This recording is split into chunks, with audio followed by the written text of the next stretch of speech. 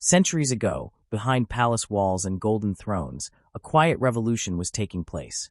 One not fought with armies or decrees, but with ink, parchment, and the steady rhythm of study.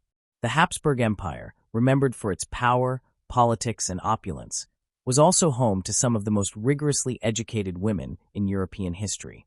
Yet their intellect has often been buried beneath layers of myth and misrepresentation. Popular memory paints them as queens of silk and ceremony, symbols of beauty or alliance, but rarely as thinkers, linguists, and reformers. What history forgot to tell us is that these women were scholars, strategists, and visionaries who used their minds as skillfully as their crowns. In an age when women were often denied access to formal education, the Habsburg princesses studied under some of the finest minds of their time. Their tutors drilled them in philosophy, politics, science, and languages, not as a form of entertainment, but as preparation for power. They learned to negotiate, to write with precision, and to speak with persuasion. Every lesson was a tool, every book a weapon of intellect. When they stepped into courts across Europe, these women carried the discipline of their studies with them, shaping alliances, treaties, and empires through intellect rather than inheritance. Their classrooms were the laboratories of future diplomacy. This story unfolds beyond the surface of silk gowns and imperial portraits. It invites us to see the human minds behind the royal titles. Young women who memorized Latin declensions before sunrise, who debated theology with priests, and who corresponded with philosophers long before their male counterparts recognized their worth. It is a world where education was not simply privilege but duty, where knowledge became the most subtle form of power. These queens and empresses redefined what it meant to rule, and in doing so, redefined what it meant to be educated. Their influence stretched far beyond their lifetimes. From Empress Maria Theresa's educational reforms to Isabella Clara Eugenia's diplomatic genius, and from Anne of Austria's political grace to Eleonora Gonzaga's cultural patronage, the lessons of these scholar queens continue to echo across centuries. Their legacy reminds us that leadership begins in the mind, and that true strength often hides in the quiet act of learning. They proved that intellect was not a threat to femininity, but its greatest ally. Today, we return to their world, not through dusty archives, but through living stories that connect the past to the present. Because to understand how these women shaped their age is to understand how education shapes ours. Their pursuit of knowledge was not a privilege reserved for the throne. It was a declaration of human potential. And that message still matters. Welcome to our channel, Words of Time. In this video, we explore the secret world of Habsburg education and the remarkable women who used learning to transform history. Stay with us as we uncover how their intellect shaped empires, inspired generations, and continues to speak to us today. The Habsburg dynasty has long been seen as one of Europe's most powerful royal families, a house that ruled empires and shaped centuries of European politics. When people imagine the Habsburg women, they often picture ornate gowns, elaborate hairstyles, and portraits painted in grand palaces. They are often remembered as brides exchanged for alliances, mothers of heirs, or figures of grace and beauty. Yet behind the polished portraits and arranged marriages stood women who were not only symbols of dynastic continuity, but also individuals shaped by an intensive and deliberate education. Their learning was designed not for leisure, but for leadership, subtle influence, and survival within a demanding political order. To understand their world is to move beyond the gown and uncover a system of education that prepared royal daughters to wield power in quiet but lasting ways. From an early age, a Habsburg princess's life followed a plan that balanced court etiquette, religion, and intellect. Education began almost as soon as a child could speak, and it was structured with the seriousness one might associate with the training of a ruler. Tutors were selected not merely for their knowledge, but for their loyalty, moral standing, and ability to instill obedience. Instruction did not take place in large classes. Rather, each princess was guided through an individualized program supervised by her parents or, more often, by her mother and the head of her household. Lessons started early in the morning and continued throughout the day, alternating between intellectual study, practical skills, and moral discipline. Religion stood at the center of their education. The Habsburgs saw themselves as defenders of the Catholic faith, and this conviction shaped every element of their lives. Daily prayer, study of scripture, and moral reflection were not just personal acts of devotion, but political expectations. A princess had to embody piety, not only for her own salvation, but to project the moral authority of her dynasty.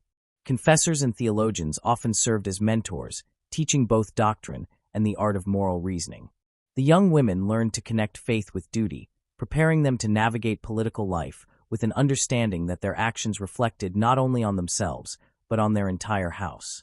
Alongside faith came the study of languages. The Habsburgs ruled over a vast and diverse empire that included many ethnic and linguistic groups. A royal woman could not hope to succeed in her diplomatic role without mastery of communication. Latin was considered essential for understanding theology and classical learning, while German was the language of the court. French was the language of diplomacy and refinement, Italian carried cultural prestige, and Spanish often held political importance due to family connections across Europe. Learning these languages was not optional. A princess was expected to read, write, and speak them fluently, allowing her to move across courts, correspond with monarchs, and engage with ambassadors. Letters written by Habsburg women reveal elegant phrasing, careful argument, and a strategic tone, evidence of training that combined intellect with political sensitivity. Beyond languages and religion, their education extended into philosophy, literature, and history. The aim was not only to inform, but to cultivate judgment. Tutors introduced the young women to the works of classical thinkers and church fathers, emphasizing the relationship between virtue and leadership. Historical study focused on lessons from past rulers, both admirable and flawed. Through such instruction, a princess learned to assess motives, foresee consequences, and appreciate the weight of legacy. Literature added depth to this education, allowing exposure to poetry, drama, and moral tales that refined emotional intelligence and rhetorical skill. Reading aloud and reciting were daily exercises, shaping both memory and eloquence. The careful articulation of speech was considered a marker of intelligence and dignity, vital traits for a woman destined to represent her family before foreign courts. Artistic training also played a significant role.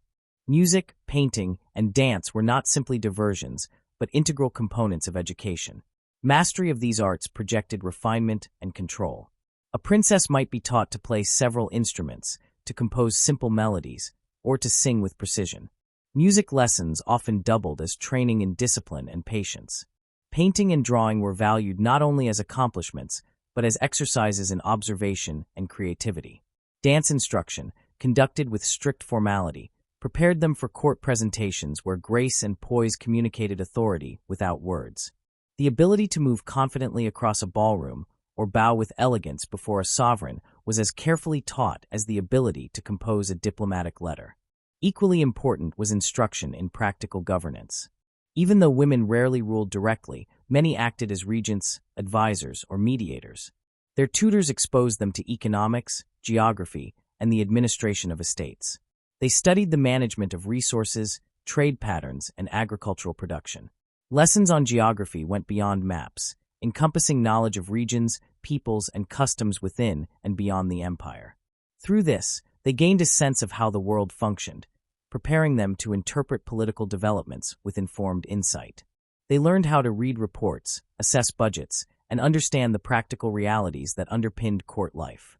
While men often took public credit for governance, many Habsburg women were quietly managing financial affairs or advising on policy decisions through letters and private audiences. The Habsburgs placed high value on discipline and restraint, believing that control of the self reflected the ability to control a household or a realm. Education was therefore not limited to intellectual or artistic instruction. It included rigorous moral and physical training. A princess's day followed strict schedules, and punctuality was enforced. Physical exercise took the form of walking, riding, or even archery in some cases, but always conducted with decorum. Etiquette lessons occupied a central place, emphasizing courtesy, humility, and the correct way to address different ranks of society.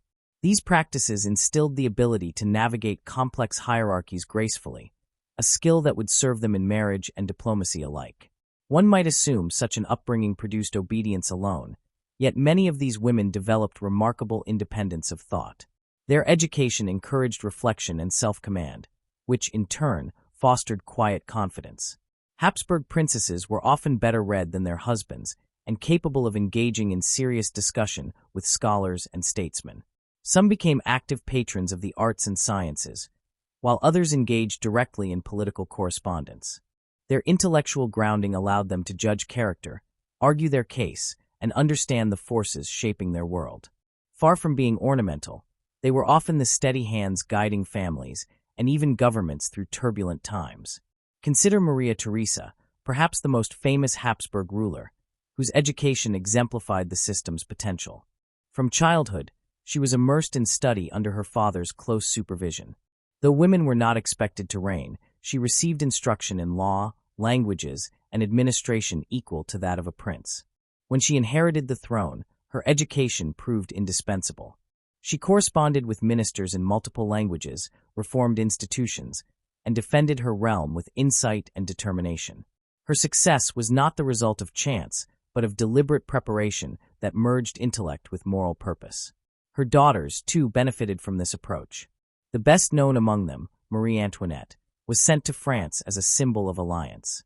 While her later image became associated with extravagance and tragedy, her upbringing in Vienna had given her a strong foundation in music, conversation, and comportment. She could play the harp, sing Italian arias, and speak several languages.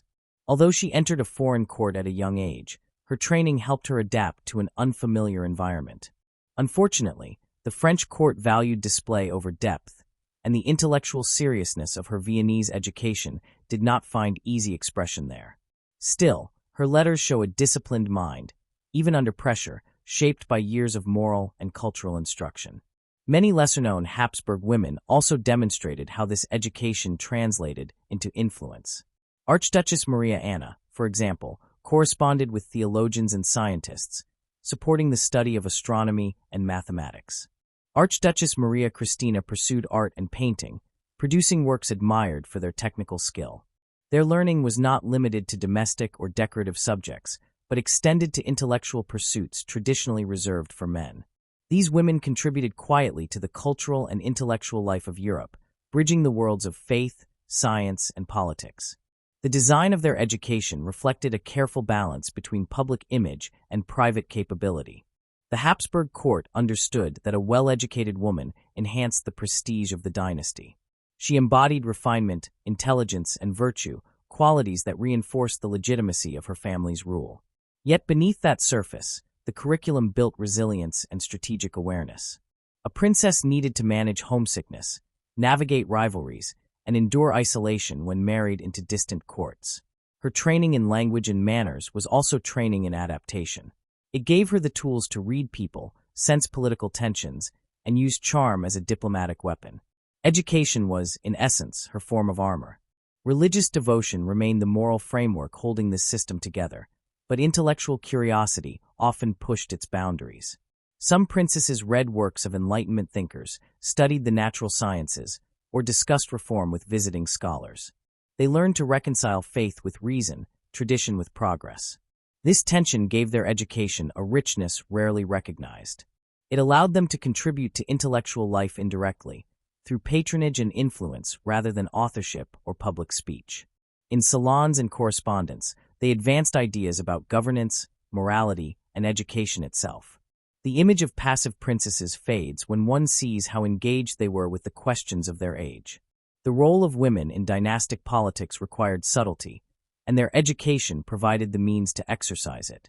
A letter written in careful Latin or polished French could sway alliances more effectively than an open declaration. A gesture at court could signal intent or favor.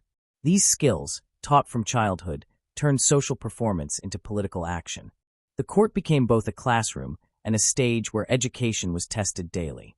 Every conversation, every choice of attire, every act of charity reflected lessons learned long before. Their training allowed them to inhabit roles that demanded perfection while maintaining inner strength and purpose. It is important to note that this education, though advanced for its time, was also restrictive. It served dynastic needs before personal ambition. Intellectual growth was encouraged only insofar as it reinforced duty and virtue. Free thought that challenged authority or doctrine was discouraged. Still, within these limits, many Habsburg women found room for individuality. They used art, letters, and charitable work to express conviction and intelligence. Some corresponded with Enlightenment philosophers, others sponsored schools and hospitals. Their education had taught them the value of order and service, but it also equipped them to see the potential for reform and improvement in society. The daily rhythm of their education reveals much about its rigor. Morning began with prayer and reading, followed by lessons in languages or history. Midday might bring music practice, embroidery, or drawing. After a modest meal, the afternoon could include writing exercises, moral instruction, or lessons in dancing and deportment. The evening often concluded with readings from scripture or poetry, intended to refine thought and elevate the spirit.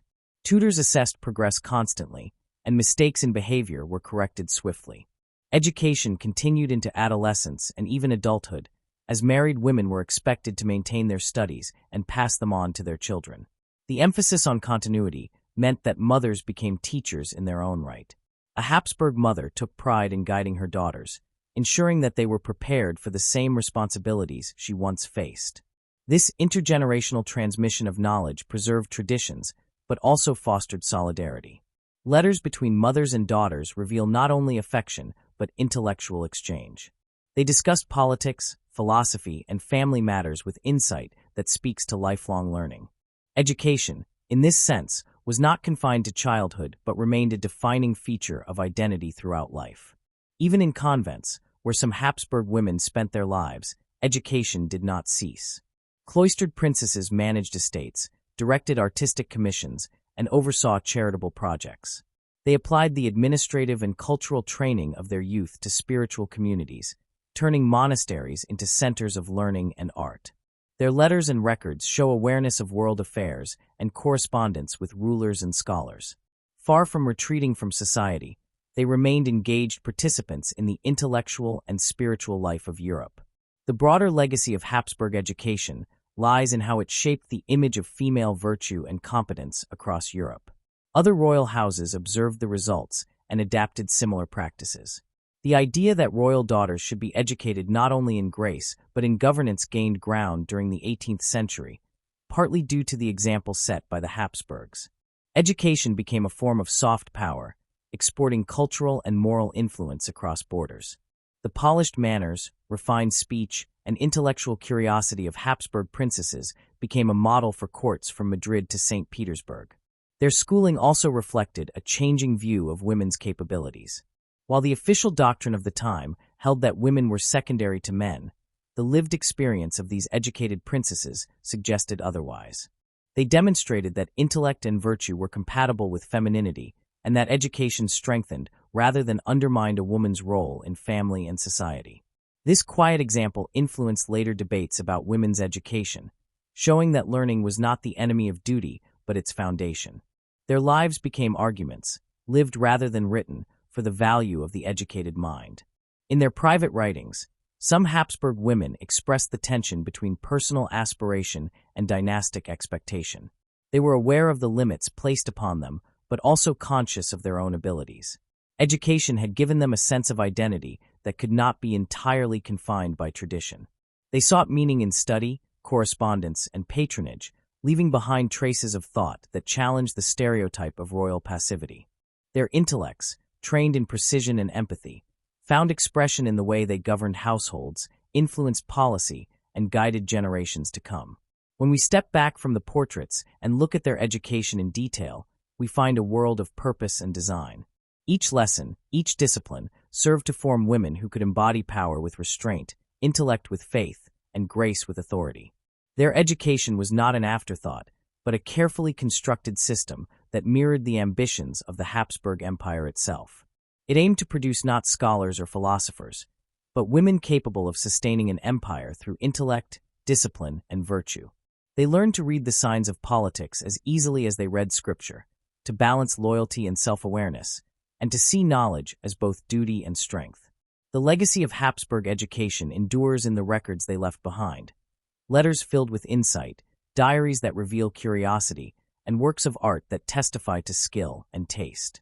Through these, we see women who were not content to exist in the shadows of history. They understood that influence could take many forms, and they used the tools their education gave them to shape events quietly but decisively. Their minds were trained not to seek fame, but to ensure continuity, stability, and moral integrity in a world that often overlooked their contribution. To look beyond the gown is to recognize that the brilliance of the Habsburg women lay not only in their appearance or their alliances, but in their education. They were taught to think, to speak, to govern, and to believe. Their lessons were not limited to books or classrooms, but extended into every gesture and decision.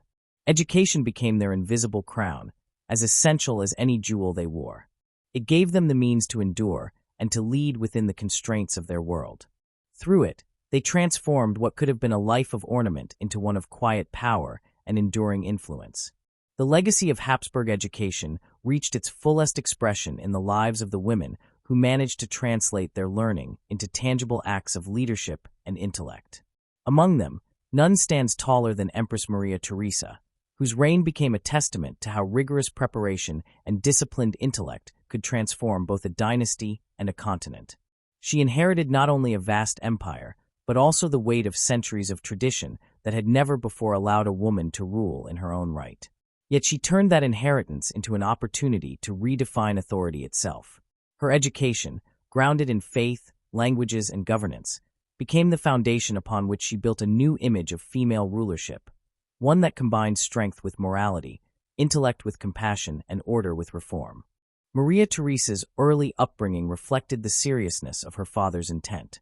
Emperor Charles VI, aware that he lacked a male heir, ensured that his daughter's education would prepare her to defend her rights to succession. From her earliest days, she was immersed in studies that reached beyond the usual boundaries of female instruction. Tutors trained her in theology, philosophy, and languages, while her father personally oversaw her lessons in statecraft. She spoke German, French, Italian, and Latin with ease, and read widely in history and political theory. These were not ornamental skills. They were tools for survival in a Europe that doubted a woman's capacity to govern. Her command of multiple languages allowed her to communicate directly with ministers and diplomats across her territories, an advantage that strengthened her control and reduced dependence on intermediaries. When she ascended the throne, Maria Theresa faced a storm of skepticism. Many viewed her as a temporary figurehead until a suitable male ruler could claim authority. Yet within a few years, she silenced those doubts through practical reforms and personal resolve. Her ability to articulate policy and argue effectively with advisors stemmed from her early training in logical reasoning and rhetoric. She held daily audiences, discussed matters of finance and military logistics, and read reports with the precision of a scholar. Even those who opposed her politically acknowledged her intellect and determination. What set her apart was not merely her courage, but her capacity to analyze, to synthesize information, and to act decisively. Her education had made her fluent not only in words, but in governance itself. The same moral discipline that had shaped her as a young woman guided her as empress. Deeply religious, she saw her duties as a sacred trust. Her confessor, her tutors, and her father had instilled in her the belief that knowledge carried moral responsibility. This sense of duty informed her approach to law, education, and administration. She reformed schools, improved the training of teachers, and established new institutions of learning, convinced that the prosperity of the state depended on the education of its people. The intellectual rigor she had received became a model she extended to her subjects.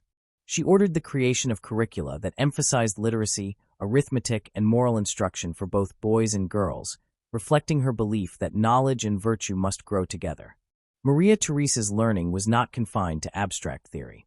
Her understanding of economics, acquired through careful study, shaped her reforms in taxation and trade.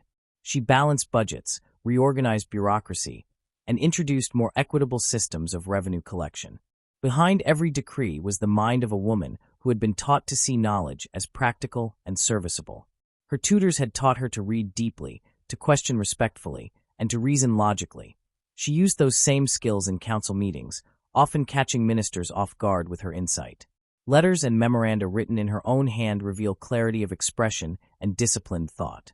She did not rely solely on advisors but verified facts herself, embodying the ideal of a ruler whose intellect was both active and accountable. Her multilingualism also had diplomatic value.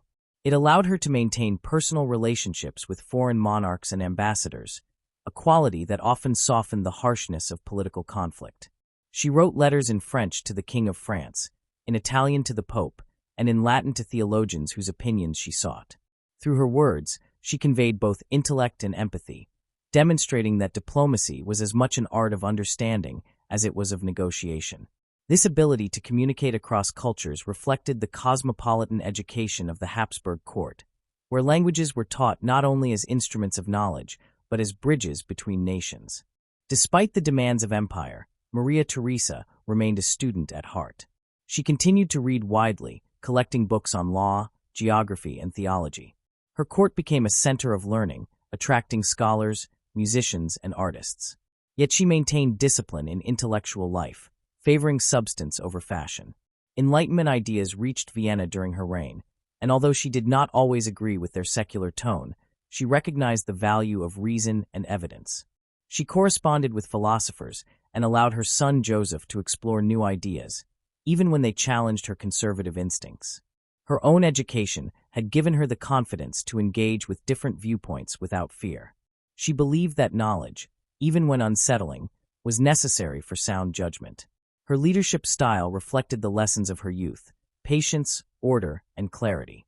She approached policy like a scholar composing an argument, beginning with principle, examining evidence, and concluding with firm logic. Her reforms in law and education showed the same intellectual consistency. She reduced corruption, insisted on merit in administration, and sought efficiency grounded in moral purpose. Her emphasis on education for women, though modest by modern standards, was revolutionary for her time. She believed that educated mothers would raise virtuous and capable citizens, linking private learning to public good.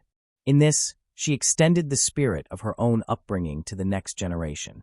The intellectual confidence that sustained Maria Theresa also shaped her role as a mother and mentor. She took personal interest in the education of her children, designing their programs and selecting tutors with care.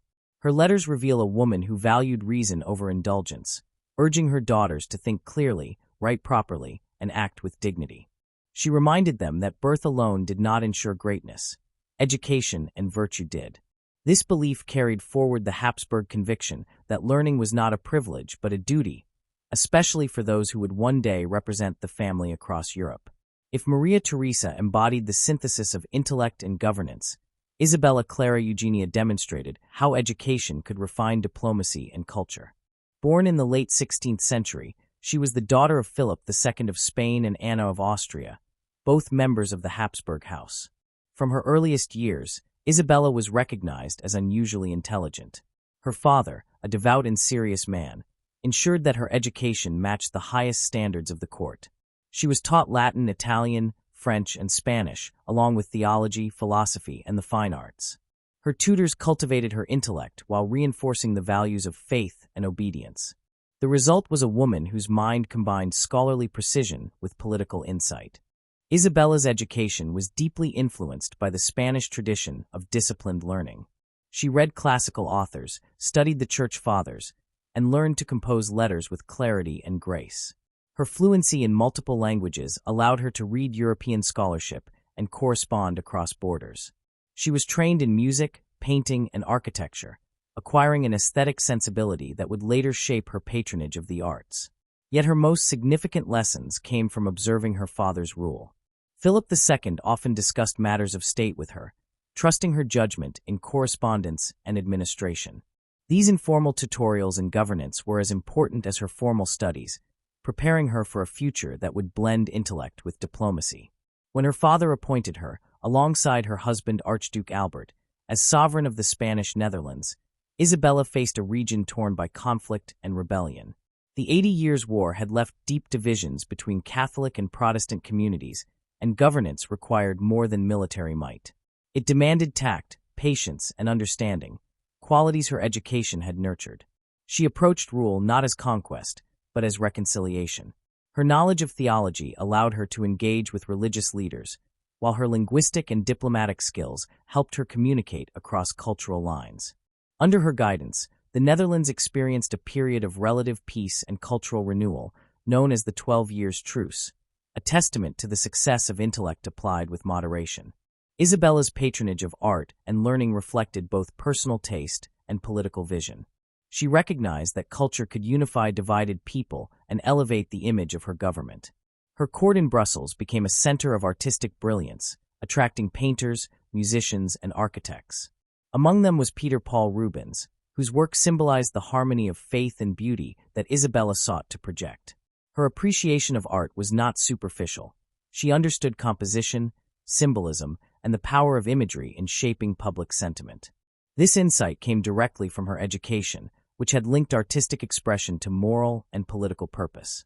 Through art, she communicated stability, devotion, and the legitimacy of her rule.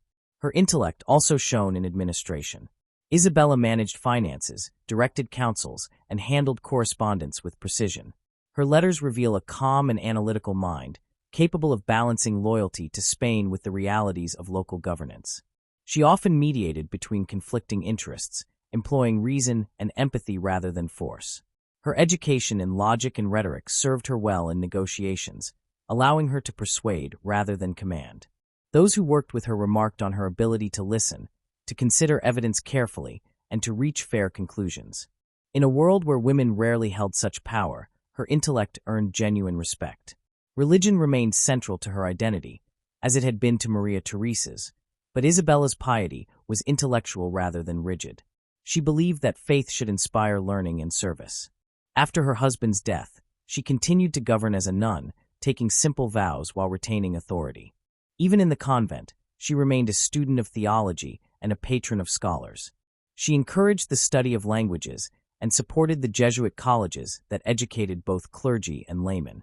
Her letters to theologians reveal curiosity and humility, a willingness to engage with complex ideas while maintaining firm conviction. She saw knowledge as a means to glorify God and strengthen the moral fabric of her society. Isabella's leadership left a legacy that extended beyond politics. She modeled a form of female authority grounded in intellect and virtue, proving that learning and governance could coexist within the framework of faith. Her example influenced later generations of royal women who viewed education not as an ornament, but as a source of strength. Like Maria Theresa, she demonstrated that intellect could be expressed through diplomacy, culture, and moral influence rather than domination. Her rule showed that a well-educated woman could stabilize a troubled realm and elevate it through wisdom and grace. The lives of Maria Theresa and Isabella Clara Eugenia together illustrate the breadth of Habsburg education's impact. Both women used their learning differently, one to reform an empire, the other to heal a divided land, but each revealed how the cultivation of intellect shaped the destiny of nations. Their fluency in languages, mastery of philosophy and theology, and understanding of human nature allowed them to govern with insight and restraint. They turned education into power of a different kind, not forceful or ostentatious, but rational, steady, and enduring. Their stories also reveal how education shaped character as much as policy. Maria Theresa's moral rigor, born from early lessons in faith, guided her sense of justice. Isabella's artistic sensibility, developed through years of cultural study, gave her diplomacy a human touch. Both understood that learning was not merely accumulation of facts, but formation of judgment. They embodied the Habsburg ideal that intellect must serve virtue, and virtue must guide action.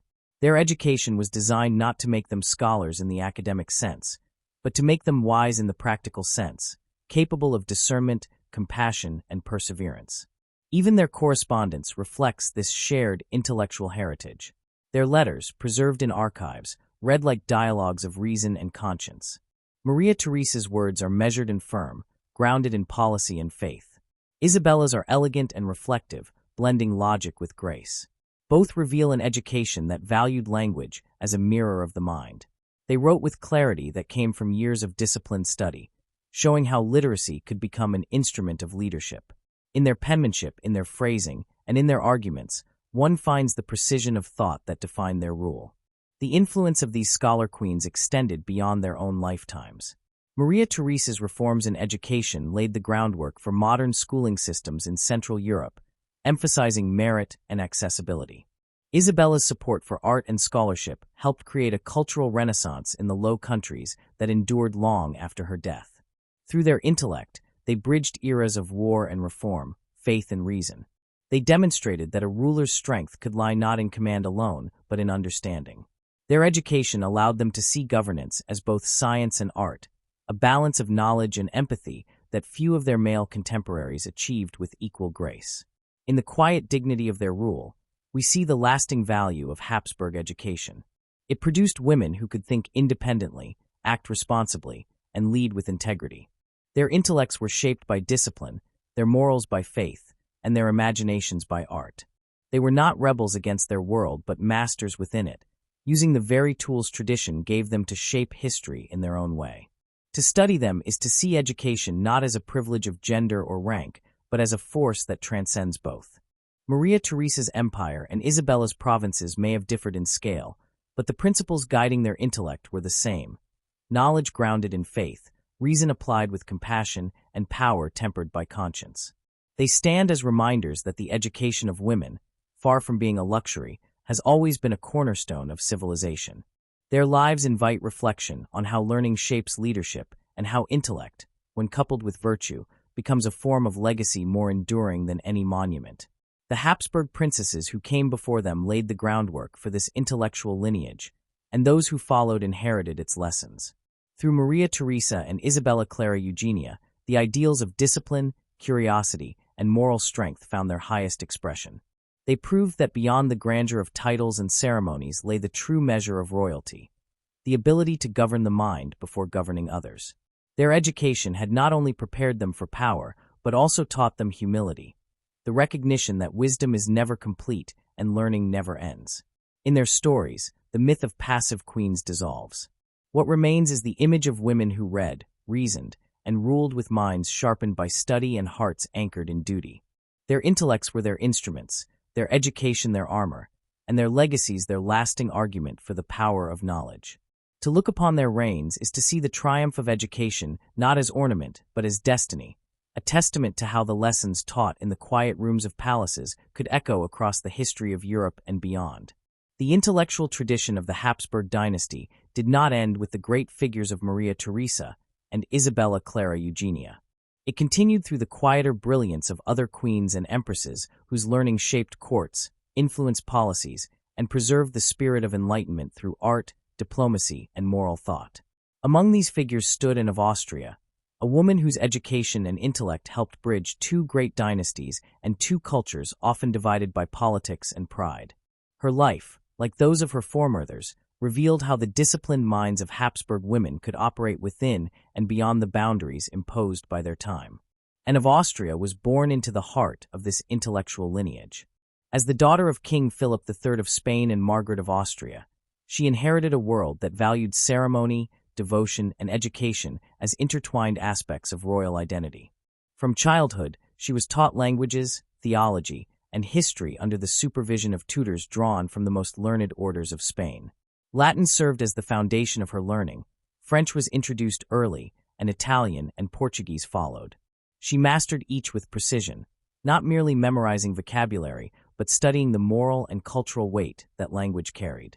Her teachers understood that she would one day represent Spain abroad and needed not only fluency, but discernment. Her early lessons combined intellectual and spiritual discipline. Daily study of scripture and classical authors trained her memory and sharpened her understanding of human nature. She learned to interpret texts in multiple languages and to translate complex arguments with clarity, a skill that would later define her correspondence as queen. The arts, too, were integral to her education.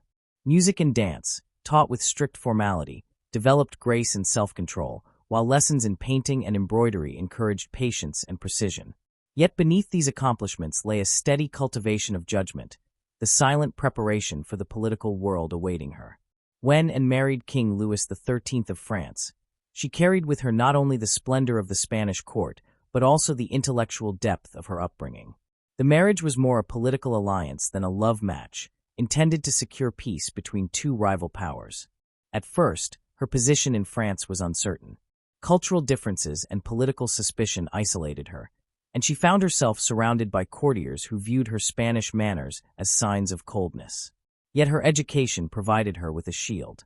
She observed carefully, learned the nuances of French language and custom, and adapted without surrendering her identity. Over time, her intelligence and composure earned respect, even from those who distrusted her origins. Anne's letters reveal a mind attuned to subtlety and strategy. She wrote with elegance and restraint, employing language as both art and defense. Her correspondence with family members in Spain demonstrates her fluency and her ability to navigate political ambiguity. Each sentence balanced personal emotion with diplomatic awareness, showing that her education had taught her not only how to express, but how to conceal. In court, she used wit and poise to negotiate an environment filled with intrigue. She knew that influence could be exerted as much through silence as through speech, and that true power often lay in understanding before acting. Her religious devotion, nurtured since childhood, remained the moral compass of her life. Yet it was not blind faith. It was an educated conviction shaped by years of theological study. She attended Mass daily and corresponded with theologians and confessors about the responsibilities of monarchy. Her piety was intellectual, rooted in reflection rather than superstition. When she became queen regent after the death of her husband, this moral grounding guided her leadership. France faced internal division and external threats, and governed with prudence. She relied on ministers such as Cardinal Mazarin, but her own judgment often set the tone of policy. She balanced firmness with diplomacy, managing factions and preserving the monarchy for her young son, the future Louis XIV. The intellectual training of her youth surfaced in her regency. She understood the language of politics, the value of words, and the danger of haste. Her ability to read and interpret reports allowed her to grasp the realities of governance, while her knowledge of European history gave her perspective. She had studied the fates of rulers who allowed pride or emotion to cloud judgment, and she resolved not to repeat their errors. Her letters during the Fronde, the civil unrest that shook France, display her clarity of thought under pressure. She negotiated alliances, comforted her son, and maintained composure in the face of chaos. Her education had not been designed to prepare her for war, yet it gave her the intellectual steadiness to endure it. Anne of Austria also became a patron of learning and culture. Her court encouraged the arts, literature, and scholarship, continuing the Habsburg tradition of intellectual patronage. She supported religious writers and historians, sponsored the construction of churches and academies, and maintained correspondence with scholars across Europe. The salon culture that later flourished under her son found its early inspiration in her encouragement of conversation and reflection. She valued intelligence in others and surrounded herself with minds capable of challenge and debate. In doing so, she extended the influence of her education beyond herself, shaping the intellectual climate of an entire generation. Her reign as regent also redefined the image of female authority in France. While many saw her as a caretaker for her son, her contemporaries recognized her intellect and calm resolve. She managed to hold power in a court accustomed to male dominance without provoking resentment or rebellion. Her success lay in the balance of intellect and humility, qualities she had learned in childhood through study and prayer. The Habsburg system of education had trained her to unite learning with restraint, authority with service. Through her, the principles of that education found new expression in a foreign land, influencing both politics and culture. Anne's legacy as a scholar queen may be quieter than that of Maria Theresa, but its depth endures in the transformation she brought to French monarchy and intellectual life. Her regency established stability that allowed her son to ascend as one of Europe's most powerful rulers. The discipline, literacy, and foresight she embodied became silent lessons passed from mother to son. Her letters, preserved across archives, stand as monuments to the intellectual elegance of a woman who ruled through words as much as through laws. They testify to the lasting power of the education that had shaped her in Spain, a power that transcended nations and generations. Her life also illustrates the adaptability of the Habsburg model of education.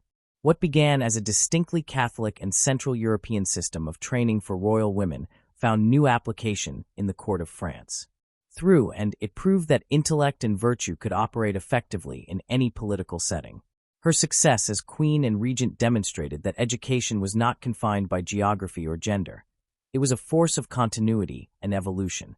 She showed that a woman trained in the values of reason, faith, and diplomacy could stand at the center of European politics with dignity and intelligence equal to any statesman of her age. As her regency ended and her son assumed full power, and withdrew with the same grace she had governed, she devoted her later years to religion and charity, continuing her studies and correspondence. Even in retirement, she remained intellectually active, reflecting on theology and governance. Her final letters reveal the serenity of a mind still sharp, still disciplined, still rooted in the lessons of her youth. She had lived through war, intrigue, and loneliness, yet her faith in knowledge and duty never wavered. In her, the ideals of Habsburg education reached a form both spiritual and practical, bridging the world of politics and contemplation. And of Austria's story marks a bridge within the broader narrative of Habsburg women of intellect. From her example, one can trace a continuous thread of learning, faith, and cultural patronage that runs through the dynasty's history. She prepared the way for later empresses and queens who would use their education not only to rule, but to enrich the world around them. Among those, Eleonora Gonzaga would carry the torch next, blending artistic brilliance with intellectual refinement in the Viennese court. Eleonora Gonzaga entered the Habsburg world at a time when culture and politics were inseparable. Born into the distinguished Gonzaga family of Mantua, she carried with her the humanist spirit of the Italian Renaissance, steeped in art, philosophy, and classical education.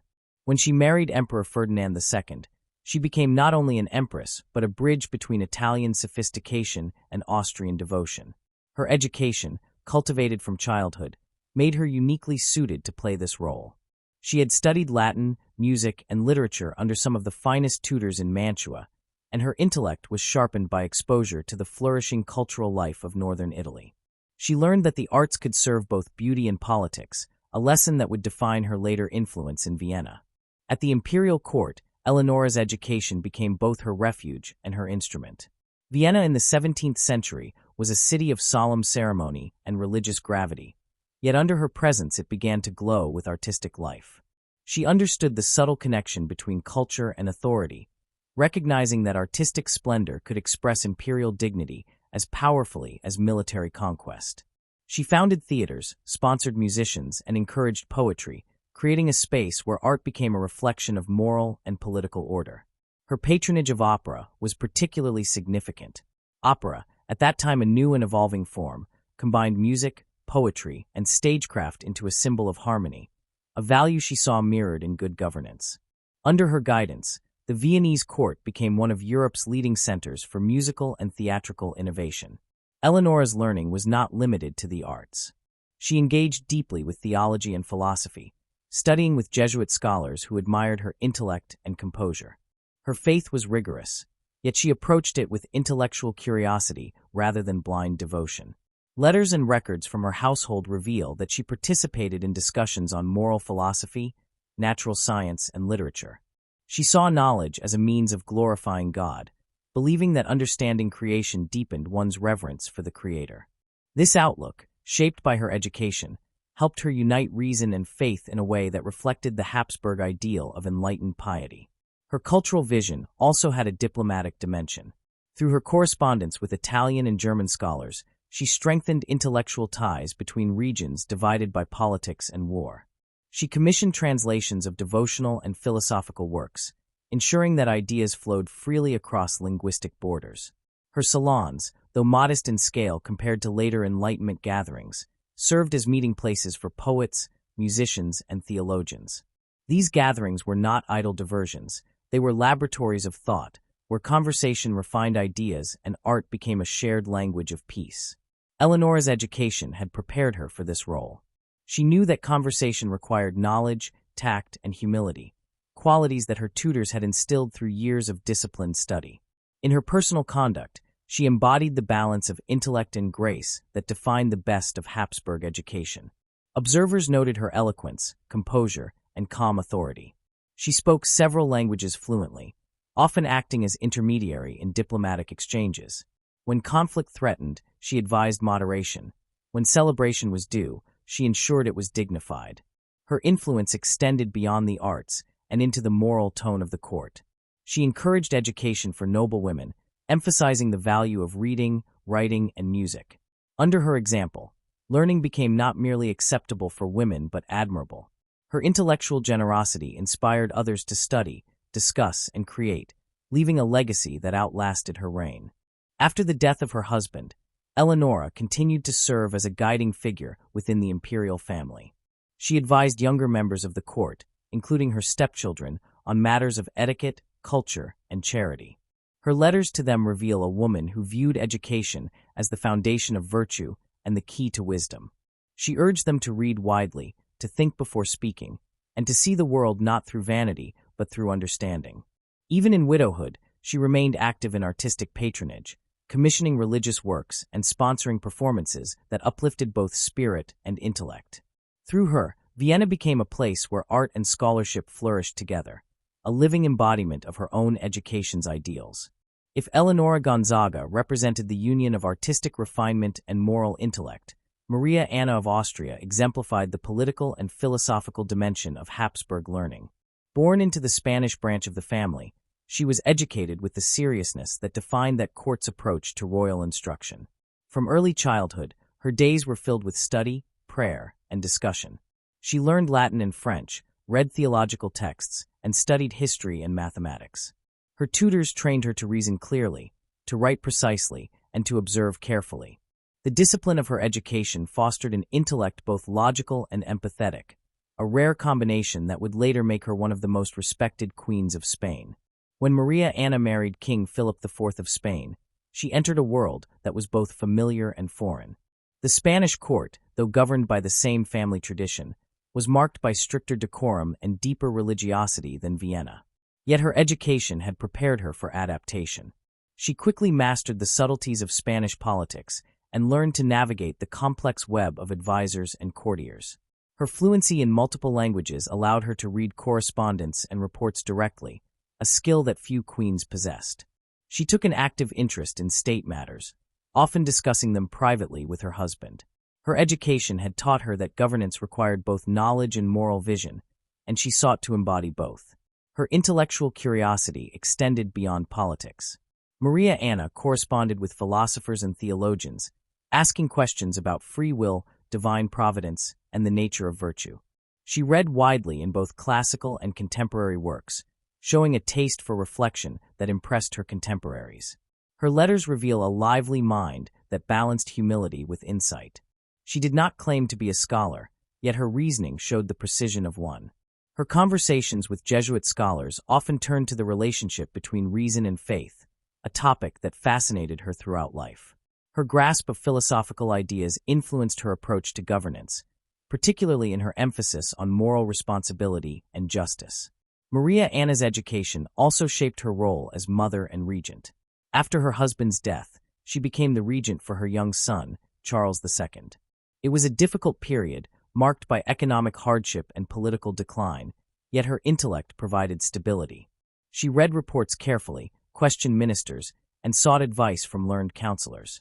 Though her regency faced criticism, many later historians have recognized her intelligence and diligence.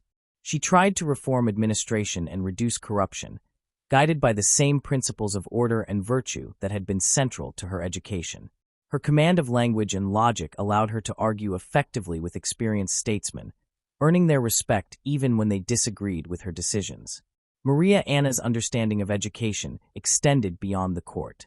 She supported schools, religious foundations, and charitable institutions, believing that knowledge should serve society. Her patronage of convents also reflected intellectual engagement rather than mere piety. The convents she supported became centers of study, where nuns copied manuscripts, taught children, and produced art and music. She saw in education a way to strengthen both faith and community. This belief linked her to earlier Habsburg women such as Maria Theresa, who had seen learning as a pillar of national strength. For Maria Anna, however, the emphasis lay on moral education, the formation of conscience as well as intellect. She also appreciated the power of art and architecture as instruments of learning. Under her influence, the Spanish court saw a revival of artistic patronage. She commissioned portraits, religious paintings, and architectural projects that combined aesthetic beauty with spiritual symbolism. Her education in art and history allowed her to choose subjects and artists thoughtfully, ensuring that each work reflected both devotion and intellect. Painters such as Diego Velázquez found in her a patron who understood their craft and encouraged artistic honesty. Through her cultural patronage, she turned the court into a space where art spoke the language of faith and philosophy. Maria Anna's later years revealed the endurance of her intellect. Even after her regency ended, she continued to correspond with scholars and theologians, offering observations that showed remarkable clarity. She reflected often on the responsibilities of power, the limits of human reason, and the necessity of compassion. Her words display a sense of realism, shaped by study and experience. She had seen the fragility of empires and the weight of ignorance, and she believed more deeply than ever that education was the only safeguard against decay. Her life stands as proof that the intellectual training given to Habsburg women produced not mere symbols of virtue, but thoughtful leaders capable of moral and political insight.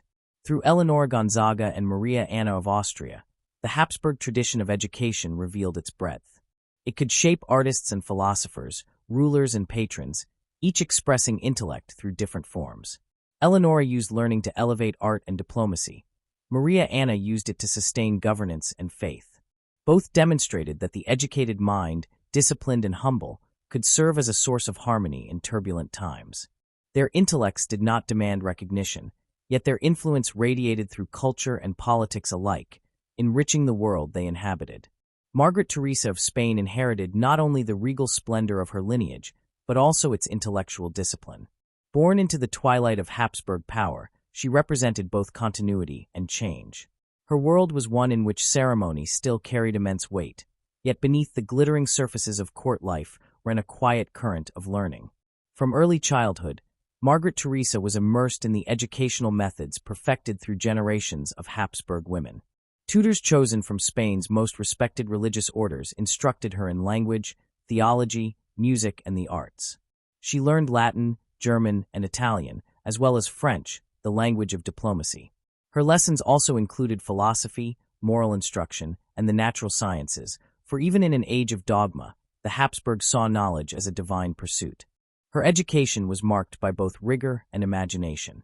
Daily lessons began with prayer and reflection, followed by readings from scripture, history, and classical authors. She was taught to write elegantly, to reason clearly, and to observe the natural world with curiosity. Drawing and music filled her afternoons, not as idle pastimes, but as exercises in attention and discipline.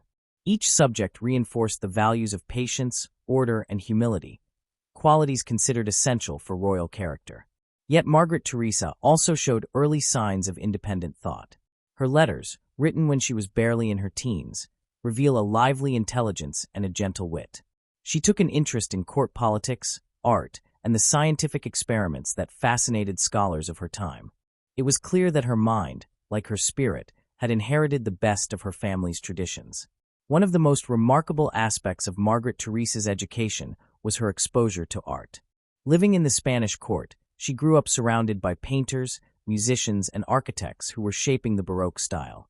Her father, King Philip IV, was a great patron of the arts, and the court painter Diego Velázquez became not only a chronicler of her image, but also, indirectly, one of her teachers. His portraits of her, especially the famous Las Meninas, capture not only her beauty but her intelligence. She appears calm, poised, and alert, a child already aware of the world's gaze. Behind those portraits lay countless hours of observation and conversation. Velázquez treated her not merely as a subject, but as a participant in the artistic process. Through these interactions, Margaret Theresa learned the language of art, composition, perspective, and the symbolism that conveyed meaning beyond appearance. Her curiosity extended to science as well. The 17th century was a period of discovery, and although women were rarely admitted into formal study, Margaret Theresa absorbed new ideas through conversation and correspondence. Scholars visiting the court often presented her with curiosities from their travels, mathematical instruments, globes, or rare specimens, which she examined with fascination. Her tutors used these moments to teach geometry and natural philosophy, explaining how observation led to understanding. Such instruction reflected a growing recognition within the Habsburg circle that an educated ruler, even a young princess, should grasp the principles that govern the world. Knowledge was not merely ornamental. It was the framework of wise rule. When Margaret Theresa was betrothed to her uncle, Emperor Leopold I, her education intensified. The match, arranged for political reasons, required her to prepare for life in the Austrian court, where culture and ceremony differed from Spain's. She studied German and familiarized herself with the customs of Vienna. Her tutors emphasized diplomacy, conversation, and the art of negotiation, skills essential for an empress. Yet her intellectual preparation was not purely pragmatic. She also delved deeper into philosophy and literature, guided by clerics who encouraged contemplation and reasoning.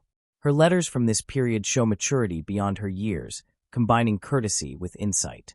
She expressed genuine curiosity about the world she would enter, and her words reveal both courage and thoughtfulness. Upon her arrival in Vienna, Margaret Theresa was received with great celebration. She was still in her early teens, yet her demeanor impressed those around her.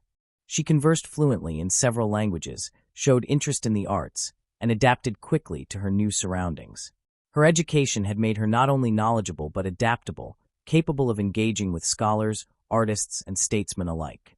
She took particular interest in music, supporting court composers, and attending performances that reflected both Italian and German traditions.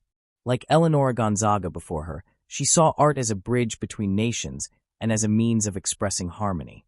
Under her influence, the Viennese court became a meeting place of cultural exchange, where Spanish solemnity met Italian elegance and German precision. Margaret Theresa's brief life, she died before reaching adulthood, did not allow her to exercise political power fully. Yet even in her short years as empress, she left a mark on the court's intellectual and artistic atmosphere. She encouraged learning among the women of her household, maintained correspondence with her family in Spain, and supported projects that reflected her faith and curiosity.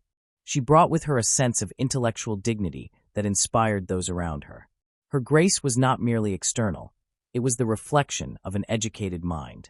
Those who knew her described her as gentle but thoughtful, pious but never rigid, a woman whose intelligence deepened her humanity. In her, the Habsburg tradition of education found a final flowering, a symbol of the dynasty's enduring belief in the union of intellect and virtue. Her death at such a young age left a void, yet her legacy lived through the cultural and intellectual bonds she had strengthened between Spain and Austria. Her life serves as a reminder that education's value does not depend on longevity or fame, but on the depth of influence it leaves behind. Through her example, we see how even the briefest life can express the ideals of an entire lineage. Margaret Theresa's intellect, nurtured by study and reflection, echoed the wisdom of her ancestors and anticipated the curiosity of future generations. She embodied the continuity of learning that connected and of Austria's diplomatic eloquence, Eleonora Gonzaga's artistic refinement, and Maria Anna's philosophical insight. Taken together, these four women demonstrate how the Habsburg approach to education created minds capable of shaping history in ways both subtle and profound. Their learning was not confined to books. It was woven into the texture of their lives. They used knowledge to navigate courts, inspire art, and preserve stability in turbulent times. In an age when women were often excluded from public decision-making, their intellect became a quiet form of power, a moral and cultural authority that influenced kings, ministers, and nations. Through study, they learned the art of balance, between faith and reason, authority and humility, tradition and progress. Theirs was an education not of display but of discipline, rooted in the belief that wisdom begins with self-knowledge and service. What made the Habsburg education distinctive was its combination of intellectual rigor and moral purpose. While other royal courts emphasized ceremony or charm, the Habsburgs treated learning as a sacred duty. Their daughters were trained not only to rule but to think, to read scripture and history with equal seriousness, and to measure every act by its ethical weight. Tutors drawn from Jesuit and humanist traditions taught them to reason, write, and reflect. Languages opened doors to diplomacy, philosophy taught judgment, the arts refined taste and emotion. Even their lessons in dance and etiquette had intellectual foundations, for they were exercises in self-command. Education was the means by which a princess became both a moral guide and a political asset. The results of that system are visible across centuries. And of Austria's correspondence shaped French politics. Eleonora Gonzaga's patronage defined Viennese culture. Maria Anna's regency sustained Spanish governance, and Margaret Theresa's curiosity united art and intellect in youthful harmony. Each woman, in her own way, showed that knowledge was not incompatible with grace. Their intelligence did not challenge their faith or femininity, it deepened both. They demonstrated that learning could coexist with devotion, that reason could strengthen compassion, and that intellect could serve loyalty rather than ambition. This synthesis of mind and heart, faith and duty, was the essence of Habsburg education. Their stories also challenge modern assumptions about women's roles in history. Too often, royal women are remembered only as symbols of beauty or instruments of alliance. The Habsburgs defied that narrow image. Through their education, they became participants in the intellectual life of Europe. They read, questioned, corresponded, and influenced. They shaped policy through persuasion, not decree, culture through taste, not command. Their power was rarely loud, but it was enduring.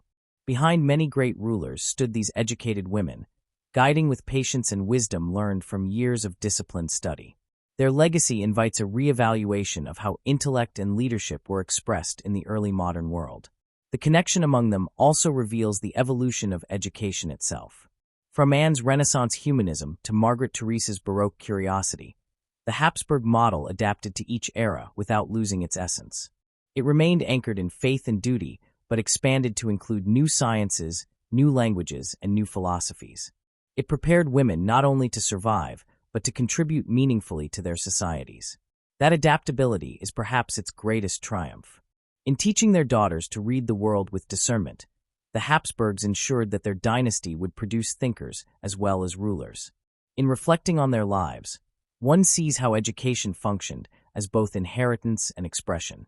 It was inherited through custom and tutors, yet each woman expressed it uniquely, and used it to unify a divided court, Eleonora to harmonize art and faith, Maria Anna to reason through politics, Margaret Theresa to blend wonder with wisdom. Together, they form a lineage of intellect that transcends centuries. Their achievements remind us that learning, when grounded in virtue, can outlast power and glory.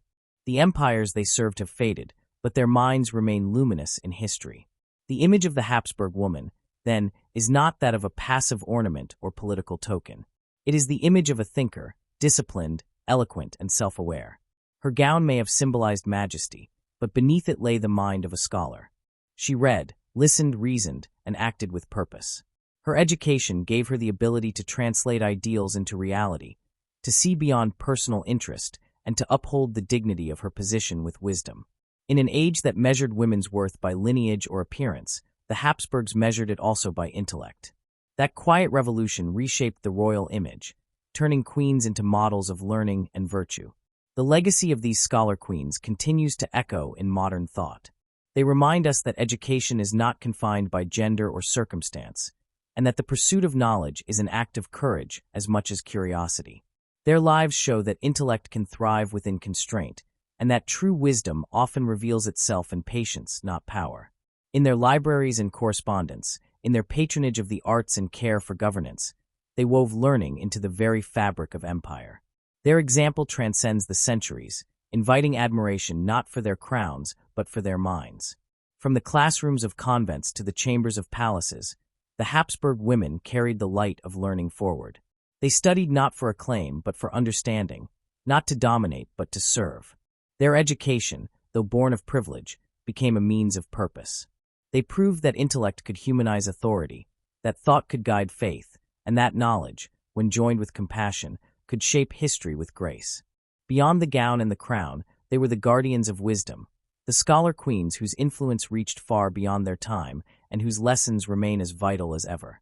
The refined intellects and poised authority of Habsburg women did not emerge by chance. They were the product of an intricate and disciplined educational system, designed with purpose and executed with remarkable consistency over generations. Behind every accomplished queen and empress stood a network of tutors, governesses, and spiritual advisors who devoted their lives to shaping royal minds. Education within the Habsburg dynasty was not a casual privilege, but a sacred responsibility. It sought to form character as much as intellect, to mold virtue before ambition, and to equip each royal daughter to bear the weight of both crown and conscience. From infancy, a Habsburg child's education began under the close supervision of governesses who combined maternal gentleness with strict moral discipline. These women were often drawn from noble families, chosen not only for their loyalty, but for their learning. A governess was expected to be fluent in several languages, skilled in music, and familiar with the moral and theological principles of the Catholic faith. Her task was to guide the young princess through the early years of speech, behavior, and devotion. Lessons began long before formal schooling. At the cradle, a child would hear prayers and hymns, absorbing rhythm, sound, and reverence.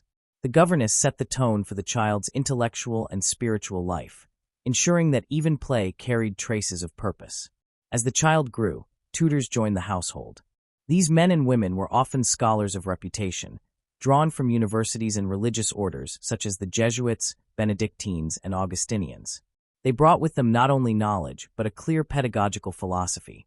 That education must serve both faith and reason.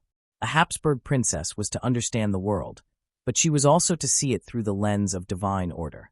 Her learning, therefore, was both worldly and sacred. Tudors balanced intellectual rigor with spiritual discipline, creating a system that combined elements of Renaissance humanism and Counter-Reformation piety. The result was an education both broad in content and moral in aim. Each day followed a precise rhythm. Mornings were dedicated to reading, writing, and prayer. The first lesson often began with Latin psalms, recited aloud to strengthen memory and pronunciation. This was followed by reading exercises, where the young pupil would alternate between sacred texts and classical authors. By this method, she learned not only language but also moral discernment, the ability to distinguish virtue from vice, truth from falsehood. Calligraphy lessons were introduced early. Beautiful writing was considered a reflection of inner order. Every letter drawn carefully, every page balanced in proportion. A princess was expected to communicate with elegance, and her handwriting was seen as a measure of her composure. Arithmetic followed, though it was taught not as an abstract science, but as a practical art. Habsburg tutors believed that the mind must learn to measure and compare, for the ruler who could count justly could govern wisely. Simple calculations were connected to household management, dowry estimation, and estate accounting. In learning numbers, the princess learned reason and fairness. This practical approach gave her a sense of structure and proportion that later guided her political and charitable decisions. The afternoons often belonged to music, painting, and languages. Music occupied a central place in the Habsburg curriculum. It was more than entertainment, it was moral education in sound. Tutors believed that harmony and melody mirrored harmony in the soul. The young princess learned to sing plainchant, to play instruments such as the harpsichord or lute, and to read notation. Through rhythm and tone, she developed patience, concentration, and grace. Painting and drawing cultivated observation.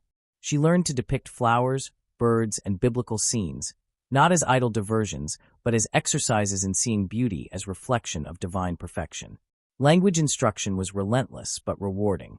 A Habsburg woman was expected to converse fluently in several tongues: Latin for scholarship, French for diplomacy, Italian for art, and German or Spanish for court.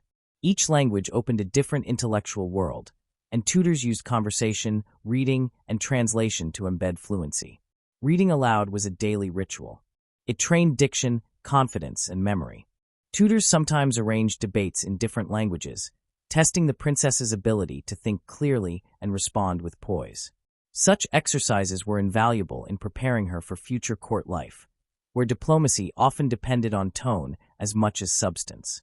Theology and philosophy formed the spine of the Habsburg curriculum. The faith of the dynasty demanded more than devotion, it required understanding. Tutors guided their pupils through the catechism, the Gospels, and the writings of church fathers. They encouraged questions and discussion, within the bounds of orthodoxy. The goal was not blind obedience, but enlightened faith. By reasoning through moral questions, the princess learned to govern her conscience and one day her realm. Philosophy followed naturally from theology, teaching her logic, rhetoric, and ethics. She studied Aristotle and Thomas Aquinas, learning to trace cause and effect, to distinguish appearance from reality. These lessons sharpened her intellect while reinforcing humility, for wisdom was always presented as a gift, not a possession. History lessons connected faith and reason to the flow of human events.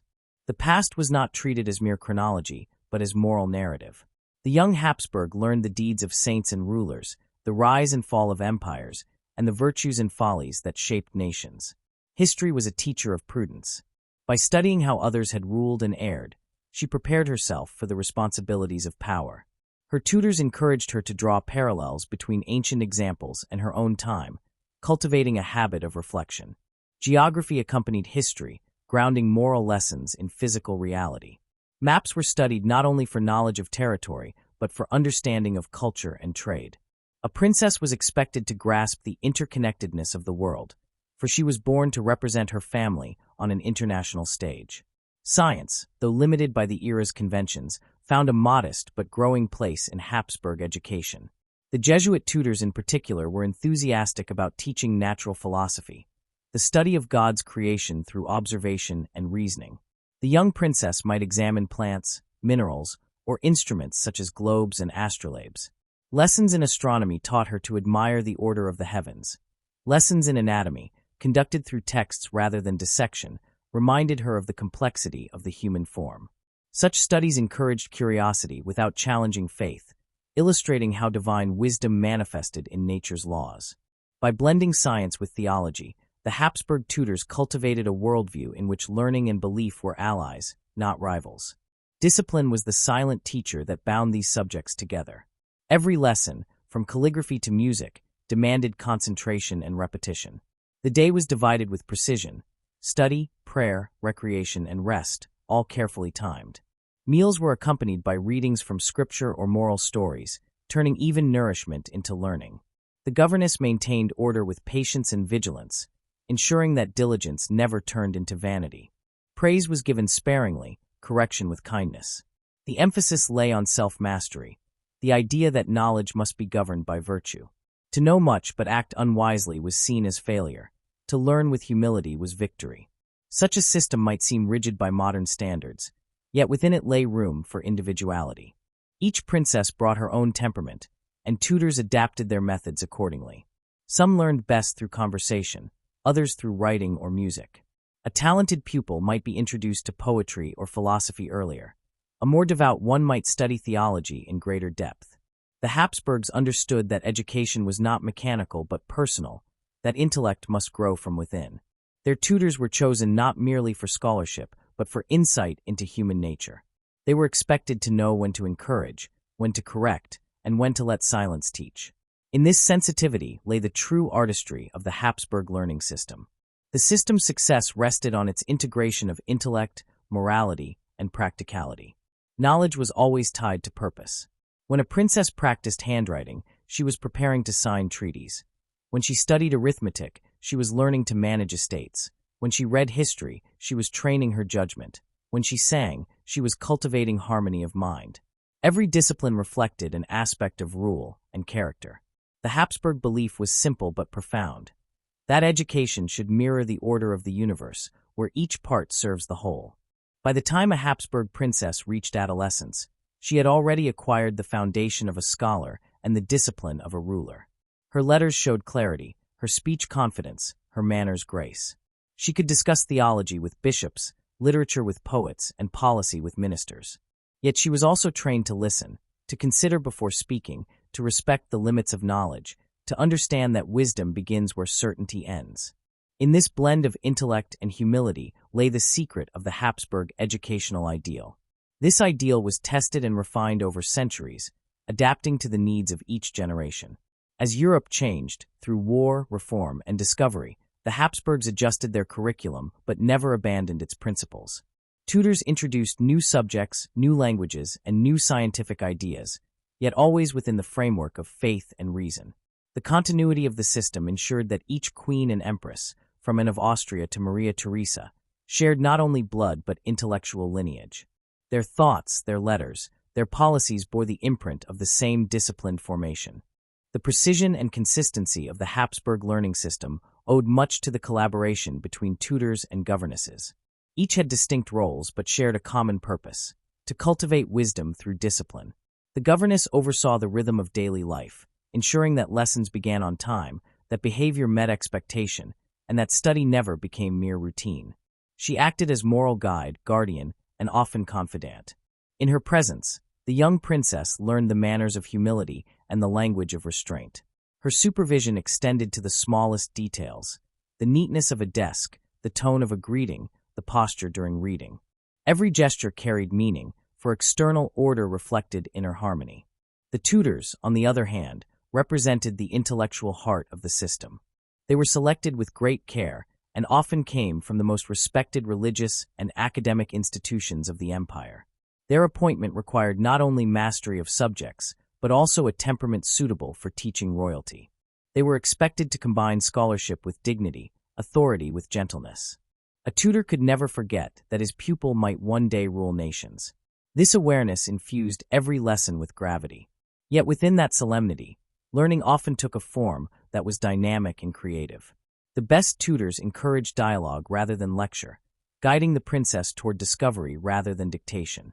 One notable feature of Habsburg education was its use of conversation as a teaching method. Lessons frequently took place during walks in palace gardens or while seated at embroidery frames.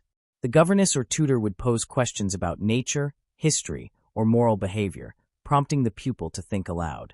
This approach fostered independent reasoning and memory. The surroundings themselves became part of the lesson. A flower could lead to discussion of botany, color, and divine order. A passing cloud to reflection on time and impermanence. The Habsburg tutors believed that knowledge entered the mind most deeply when tied to the senses and to wonder. Their method was, in many ways, an early form of experiential learning, centuries before the term existed. Writing remained the cornerstone of intellectual development. Beyond mere calligraphy, the princess was trained to express ideas clearly and logically. Tutors assigned letters, reflections, and translations. These writings were reviewed and corrected line by line, not only for grammar but for thought. The pupil learned to balance clarity with modesty, reason with grace. Letter writing became both exercise and art. Later, as queens and empresses, these women would write to ministers, ambassadors, and relatives across Europe. Their education had prepared them to communicate with precision and subtlety, to persuade through tone as much as argument. The written word was an extension of intellect, and the Habsburgs regarded it as a sacred duty. Equally important was oratory. Reading aloud was a daily ritual, and recitation a common practice. The governess or tutor might assign passages from scripture or literature, requiring the pupil to deliver them with composure and understanding. Through voice and rhythm, she learned to command attention and respect. Speech training also reinforced language study. A Habsburg princess often switched between tongues, Latin for scholars, French for diplomacy, Italian for art, Spanish or German for family life. Each language demanded its own cadence and etiquette. Mastering them taught flexibility of mind and cultural empathy. To speak several languages was not simply to communicate, it was to think in several worlds. Arithmetic and the sciences, though taught modestly, carried symbolic importance. Numbers represented balance, structure, and fairness, the very qualities expected in a ruler. The study of mathematics encouraged logical thought and precision. Problems were often framed in domestic or administrative contexts, calculating the cost of a feast, measuring land, or managing accounts. The lessons connected abstract reasoning with the realities of governance. The same was true for natural philosophy, where observation and moral reflection merged. A tutor might demonstrate how the growth of a plant followed divine proportion, or how celestial patterns mirrored order on earth. Science, within this system, was never detached from ethics. It taught humility before creation and reinforced the belief that knowledge should lead to gratitude, not pride. The musical education of Habsburg women deserves particular attention, for it shaped both their intellect and their influence. Music was regarded as the most direct path to inner harmony. It required discipline, emotional control, and sensitivity to proportion, all qualities essential for leadership. Every princess was expected to read music, sing, and play at least one instrument. Tutors stressed regular practice, correct posture, and attention to tone. Ensemble playing was encouraged, as it taught cooperation and listening, lessons easily transferred to court politics. Many Habsburg women became accomplished musicians, hosting performances and supporting composers. Through music, they created an atmosphere of refinement that softened political tensions and elevated moral life. It was an art that united intellect and emotion, reflection and beauty. Painting and drawing also held a special place. The act of copying religious icons or nature scenes trained both patience and perception. It required the pupil to look beyond surface appearance to underlying structure. The governess would use these moments to discuss symbolism and moral lessons hidden in art. A rose could represent virtue, a candle, divine illumination. The blending of color taught moderation, for excess spoiled harmony. Thus, even artistic exercises served ethical instruction. In later life, these artistic sensibilities guided the patronage choices of Habsburg queens, who supported works that combined elegance with meaning. Their understanding of art went far deeper than taste. It was intellectual appreciation grounded in training. The moral framework surrounding all this learning was strict but humane. Every subject was measured by its capacity to strengthen character. Pride, laziness, and vanity were seen as intellectual vices. The tutors encouraged modesty in success and patience in struggle. Rewards were simple: praise, a book, or a few hours of free reading, while punishment took the form of reflection rather than fear. A princess might be asked to rewrite an essay, copy a moral passage, or spend time in prayer. The purpose was always correction, never humiliation. Through such discipline, she learned self-respect and self-restraint. The goal was to form a conscience capable of guiding power without corruption. The Habsburg approach to education was also shaped by the Church's intellectual traditions. Jesuit influence was especially strong.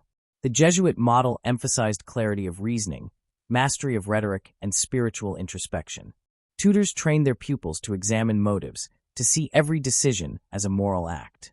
The daily examen of conscience, a brief reflection before rest, was common in royal households. It encouraged awareness of thought and deed, fostering humility and gratitude. This habit, instilled from childhood, became a defining trait of Habsburg rulers. Their ability to combine authority with introspection owed much to this religious, intellectual discipline. Despite its rigor, the curriculum never excluded gentleness or imagination. Stories from scripture and legend were used to inspire moral courage. Historical narratives illustrated virtue in action. Plays were sometimes performed at court schools, where young archduchesses took part in allegories that celebrated wisdom and faith. These performances combined learning with joy, allowing intellect to express itself through creativity. Tutors understood that delight could enhance memory, that a lesson tied to pleasure would endure. Thus, education was not only demanding but deeply human, balancing seriousness with warmth. Another remarkable feature of this system was the inclusion of what might now be called life skills.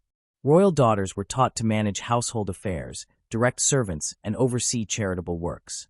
They learned the art of hospitality, the organization of feasts, and the etiquette of receiving guests. Sewing, embroidery, and practical arithmetic were intertwined with lessons on stewardship and generosity. Such training reinforced the idea that nobility meant responsibility.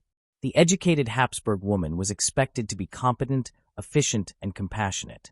She should govern her household as wisely as her husband governed his realm. The intellectual structure of the Habsburg system reached beyond individuals. It became a cultural institution. Libraries within palaces and convents were organized around it, containing theological texts, histories, works of natural science, and manuals on governance.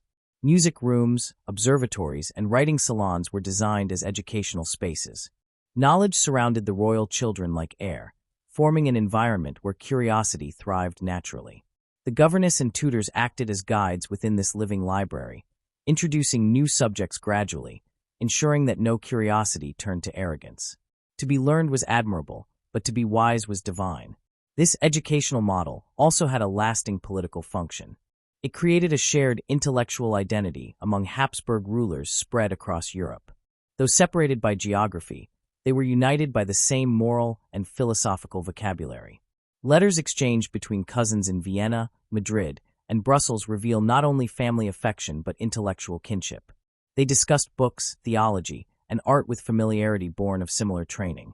This unity of mind helped sustain dynastic cohesion, even when political interests diverged. Education thus served as both personal enrichment and instrument of stability. The success of the Habsburg learning system can be measured by its enduring influence.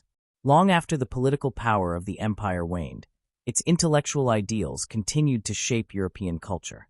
The emphasis on moral education, balanced with practical skill and artistic refinement, became a model for other royal and noble households. It demonstrated that knowledge could coexist with humility, and that scholarship could serve virtue rather than vanity.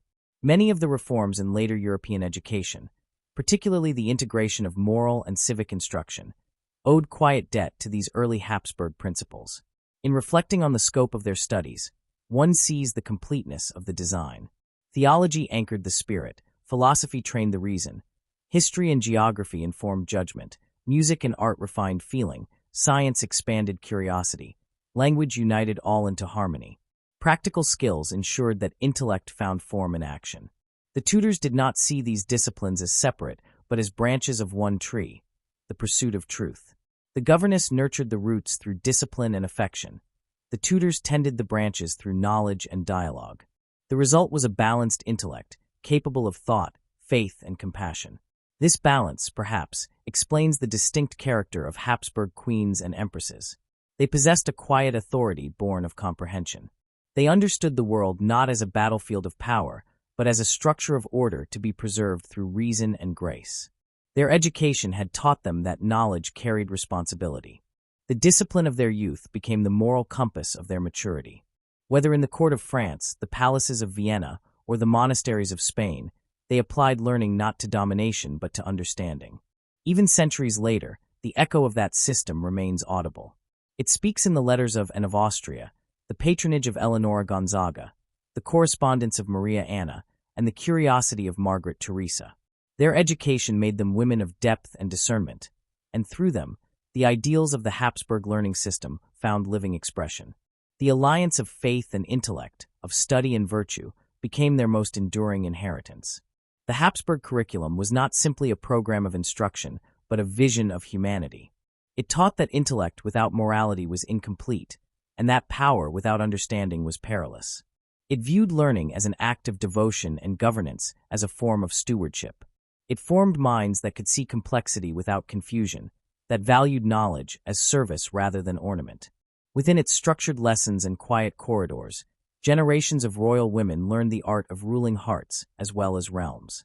Beyond the walls of their classrooms, they carried those lessons into the world, proving that true education is not a privilege of birth, but a discipline of the soul. The education of Habsburg princesses was not meant to remain confined to the classroom. What began as disciplined study in theology, history, languages, and the arts matured into the intellectual foundation of an empire. The purpose of this education was always practical: to prepare women not merely to represent the dynasty, but to shape it. The lessons learned in childhood became instruments of influence in adulthood. Every word they spoke, every letter they wrote, every decision they advised carried the mark of that long and deliberate formation. Language was their first and most immediate weapon of diplomacy. The empire they belonged to stretched across regions where tongues and customs collided.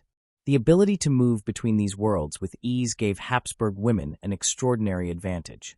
From their earliest years, they learned that each language opened a door.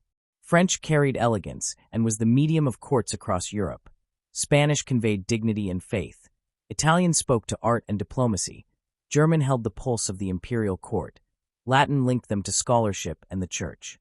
The Habsburg princess who could speak to a foreign envoy in his own tongue instantly commanded respect.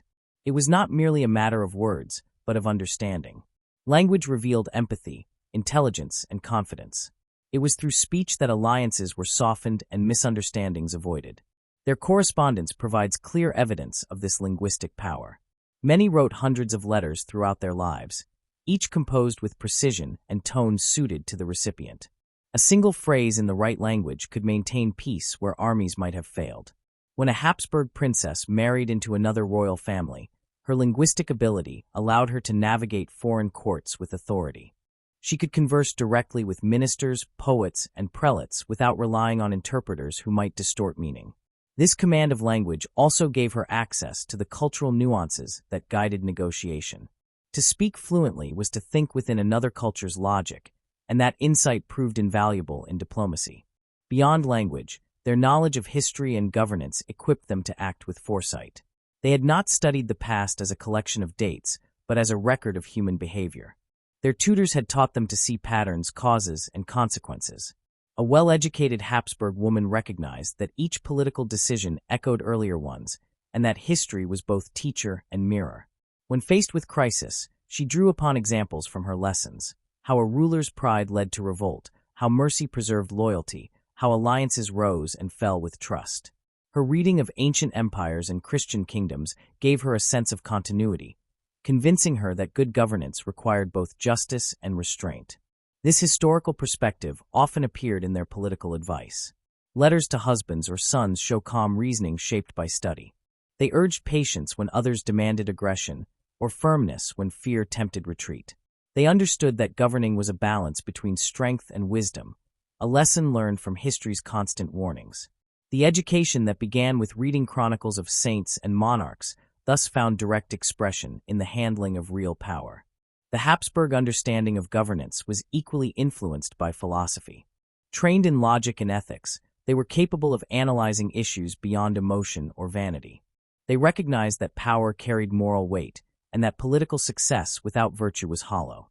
This sense of ethical responsibility distinguished many of them from rulers who treated authority as inheritance alone.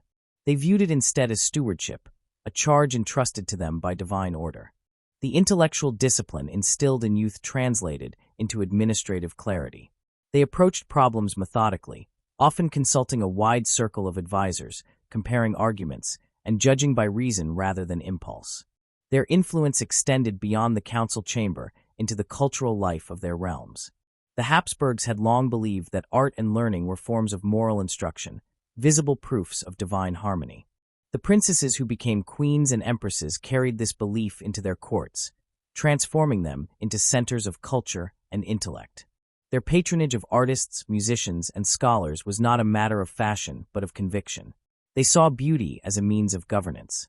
A well-cultivated court projected order, inspired loyalty, and softened the image of power. In every palace touched by Habsburg influence, one finds libraries, theaters, chapels, and galleries arranged with thoughtful precision. These were not mere decorations. They were instruments of statecraft. Music performances impressed foreign envoys. Architecture symbolized stability. Learned conversation at court demonstrated refinement. The Habsburg women who presided over these spaces guided their tone and purpose. Their education had taught them that culture could speak where politics could not. A symphony, a painting, or a poem could convey the dignity of empire more gently than decree or army. The relationship between intellect and image was particularly important in an age when monarchies competed not only for territory, but for prestige. The Habsburgs understood that cultural supremacy strengthened political legitimacy. Thus, their queens and empresses promoted academies, supported writers, and encouraged scientific inquiry. These acts of patronage were expressions of both faith and foresight. They believed that reason illuminated God's creation, and they also knew that a learned people made a stronger realm. By investing in education, libraries, and the arts, they reinforced the moral and intellectual fabric of their dominions. This patronage often had personal roots in their own scholarly interests. A princess who had studied music from childhood became a lifelong supporter of composers. Another who loved natural philosophy sponsored astronomers and botanists. Their curiosity, refined through years of disciplined study, found practical outlet in the encouragement of knowledge around them. Their courts became laboratories of culture where conversation ranged from theology to mathematics, from poetry to politics. The influence they exerted was quiet but deep. By fostering learning, they shaped the very climate of thought in their realms. Language again played a role here. Their ability to correspond with artists and scholars in several tongues allowed them to exchange ideas across borders. They became intermediaries of culture, transmitting works, discoveries, and fashions from one kingdom to another. A manuscript commissioned in Vienna might reach Madrid through their initiative. A scientific instrument from Italy might find its way to a Spanish observatory. In this way, their intellect served as bridge between nations. The cultural unity of Europe in that period owed much to these educated women who saw no conflict between intellect and faith, or between learning and loyalty. The same blend of intelligence and devotion appeared in their approach to religious policy. Habsburg queens and empresses were often mediators in theological disputes, tempering zeal with understanding. Their education in theology gave them both vocabulary and perspective. They could converse with bishops and theologians as equals, asking questions grounded in study rather than superstition. This competence earned them respect within the church hierarchy and often prevented conflict. They promoted reforms that improved discipline among clergy, encouraged charity, and protected education from neglect. For them, piety was never isolation. It was engagement guided by reason. Their intellect also influenced the domestic sphere, shaping the ethical tone of their households and, by extension, the court. The education system that had molded their youth became a model for their own children. They supervised the learning of sons and daughters with seriousness, often corresponding directly with tutors and reviewing progress. Many insisted that their heirs study not only languages and history, but also moral philosophy. They knew that the strength of a dynasty depended on the minds of those who would inherit it. The discipline of their own upbringing thus perpetuated itself through generations. The impact of this intellectual tradition can be traced in the stability of Habsburg rule. Empires rise and fall through wars, but their endurance often depends on culture. The Habsburgs maintained authority across diverse regions because they projected not only power but civilization. Their women, through intellect and grace, personified that ideal. They became the visible proof that the dynasty valued knowledge as much as blood. Subjects and allies alike saw in them not distant figures of luxury, but thoughtful leaders who understood art, faith, and governance. Their command of languages proved particularly valuable in diplomacy beyond formal negotiation. Royal marriages were political alliances, but success within them required communication and tact. A Habsburg queen who could converse privately with her husband's ministers, scholars, and courtiers earned trust more quickly. Her fluency reduced suspicion, and her intellect commanded esteem. In many cases, her insight into local customs and her ability to articulate policies in the native tongue influenced decisions more profoundly than formal decrees. The education that had seemed purely academic in youth thus became the practical foundation of political harmony. Even the arts they patronized served political aims. When they commissioned portraits, they guided their style to project dignity and restraint. When they supported composers, they encouraged works that reflected order and virtue. The culture of the Habsburg court under female influence avoided vulgar display and emphasized moral beauty. This aesthetic consistency strengthened their image abroad. It suggested a dynasty guided by intellect rather than indulgence, by piety rather than vanity. The reputation of refinement became a diplomatic asset as tangible as armies or gold. Through their understanding of history and governance, these women also developed a realistic view of human nature. They recognized that peace required patience and that reform required prudence. They used their influence to counsel moderation during conflict, reminding rulers of the lessons history offered. Their letters reveal reasoning drawn from study, warnings against pride, appeals for clemency, arguments for education as prevention of revolt. They viewed government not as domination, but as education of the people, a moral partnership between ruler and subject. This concept, derived from their intellectual formation, anticipated ideas that would later shape enlightened governance in Europe.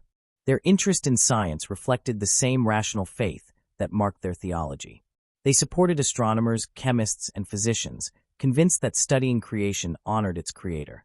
Some sponsored the building of observatories or the translation of scientific works. Their courts became places where the discoveries of the new age were discussed with curiosity rather than fear. This openness distinguished the Habsburg lands from regions where innovation met suspicion. The encouragement of science alongside religion demonstrated balance of intellect and belief. It allowed the empire to adapt gradually to new ideas without losing spiritual coherence. At the same time, their devotion to learning influenced social welfare. Many founded schools for girls, hospitals, and charitable institutions where education accompanied relief. They understood that ignorance bred poverty and unrest. Their philanthropy thus combined compassion with reason. A hospital built under their patronage often included a library. A convent they endowed might teach music and arithmetic alongside prayer. These acts mirrored the structure of their own upbringing, where knowledge and virtue reinforced each other. Their personal example turned charity into policy, demonstrating that intellect could serve humanity as well as ambition. Their approach to diplomacy, art, science, and charity reveals a single underlying principle: the belief that wisdom, not force, secured empires. The Habsburgs had inherited vast territories through marriages and treaties, but maintaining unity required something subtler than power. It required shared ideals, and those ideals were cultivated through the minds of their rulers. The educated women of the dynasty acted as guardians of this moral and intellectual coherence. Their presence at court reminded ministers and generals that knowledge commanded as much loyalty as fear. Their intellect did not make them detached from emotion. Rather, it deepened their understanding of it. The study of music and literature had taught them the rhythms of human feeling. They knew how art could calm anger, how beauty could inspire virtue. Their ability to combine rational analysis with empathy gave them unusual skill as mediators. They often intervened in disputes between nobles or within families, using patience and insight to restore harmony. The qualities learned through study, listening, reasoning, and articulation, became tools of peace. The political landscape of Europe during the height of Habsburg influence was shaped as much by intellect as by power. The empire's endurance depended on subtle negotiation across territories divided by language, culture, and religion. It was within this fragile balance that Habsburg women applied their education most effectively. Their study of languages gave them the tools to communicate, but their understanding of philosophy, history, and governance allowed them to mediate between worlds. They were neither silent ornaments nor rebellious exceptions. They functioned as interpreters of empire, bridging the logic of diplomacy with the empathy of human understanding. Their ability to read and write in multiple languages allowed them to access information that others filtered or distorted. They could study treaties, religious writings, and reports in their original form, forming opinions without intermediaries. This independence of thought was rare for women of their age, but within the Habsburg court, it was respected. Many rulers relied on their wives, sisters, or daughters for counsel precisely because of their clarity and discernment. A letter written in careful French or Spanish, containing a few well-chosen references to history, could alter the tone of an entire negotiation. The written word, guided by intellect, proved a more enduring instrument of diplomacy than the sword. These women also understood the symbolic dimension of learning. They knew that their behavior reflected the ideals of their dynasty. The way they spoke, dressed, and entertained became silent lessons in civility. Their patronage of the arts thus carried double purpose: to nurture beauty and to embody authority. A painter's brush or a composer's melody became political tools in their hands. They chose works that elevated the moral atmosphere of the court, turning art into education for nobility and commoners alike. By shaping cultural taste, they shaped collective identity. The results were visible across Europe. The Habsburg preference for solemn elegance over extravagance influenced fashion and architecture far beyond their domains. Palaces, churches, and theaters reflected balance and restraint, echoing the intellectual discipline of their education. The harmony they had been taught to admire in music appeared in the proportions of buildings and in the ceremonies of state.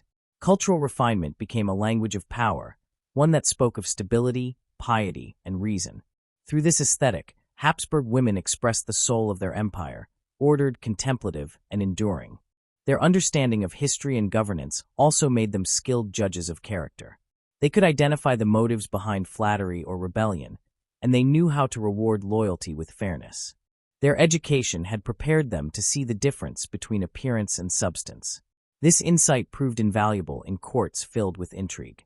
While men competed for offices and honors, these women often observed silently, drawing conclusions shaped by knowledge of precedent.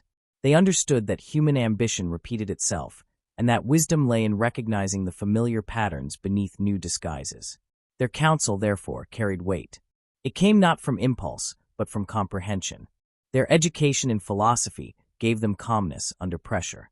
When confronted with crises, plague, war, or betrayal, they relied on reason rather than despair. They viewed difficulty as test of faith and intellect. Their letters from such times reveal composure and clarity, encouraging others to act with prudence. They quoted classical thinkers and scripture not as ornament, but as guide. This ability to draw strength from knowledge made them pillars of stability during uncertainty.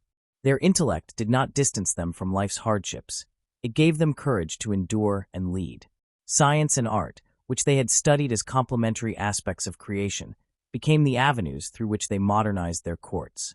They invited scholars to discuss discoveries in astronomy, medicine, and natural philosophy, not out of idle curiosity, but because they understood the connection between progress and governance. A better understanding of nature could improve agriculture, health, and architecture. A more informed society was a more loyal one. They supported the translation of books and the founding of academies because knowledge unified people beyond borders. In doing so, they carried forward the educational values instilled in childhood. That learning was both a gift and a duty. Their support of scholars often produced tangible outcomes. Astronomers gained instruments, artists received commissions, and writers found audiences through their protection. Yet the influence extended deeper than patronage. Their courts became sanctuaries for conversation, where intellectuals of differing opinions could debate under royal protection.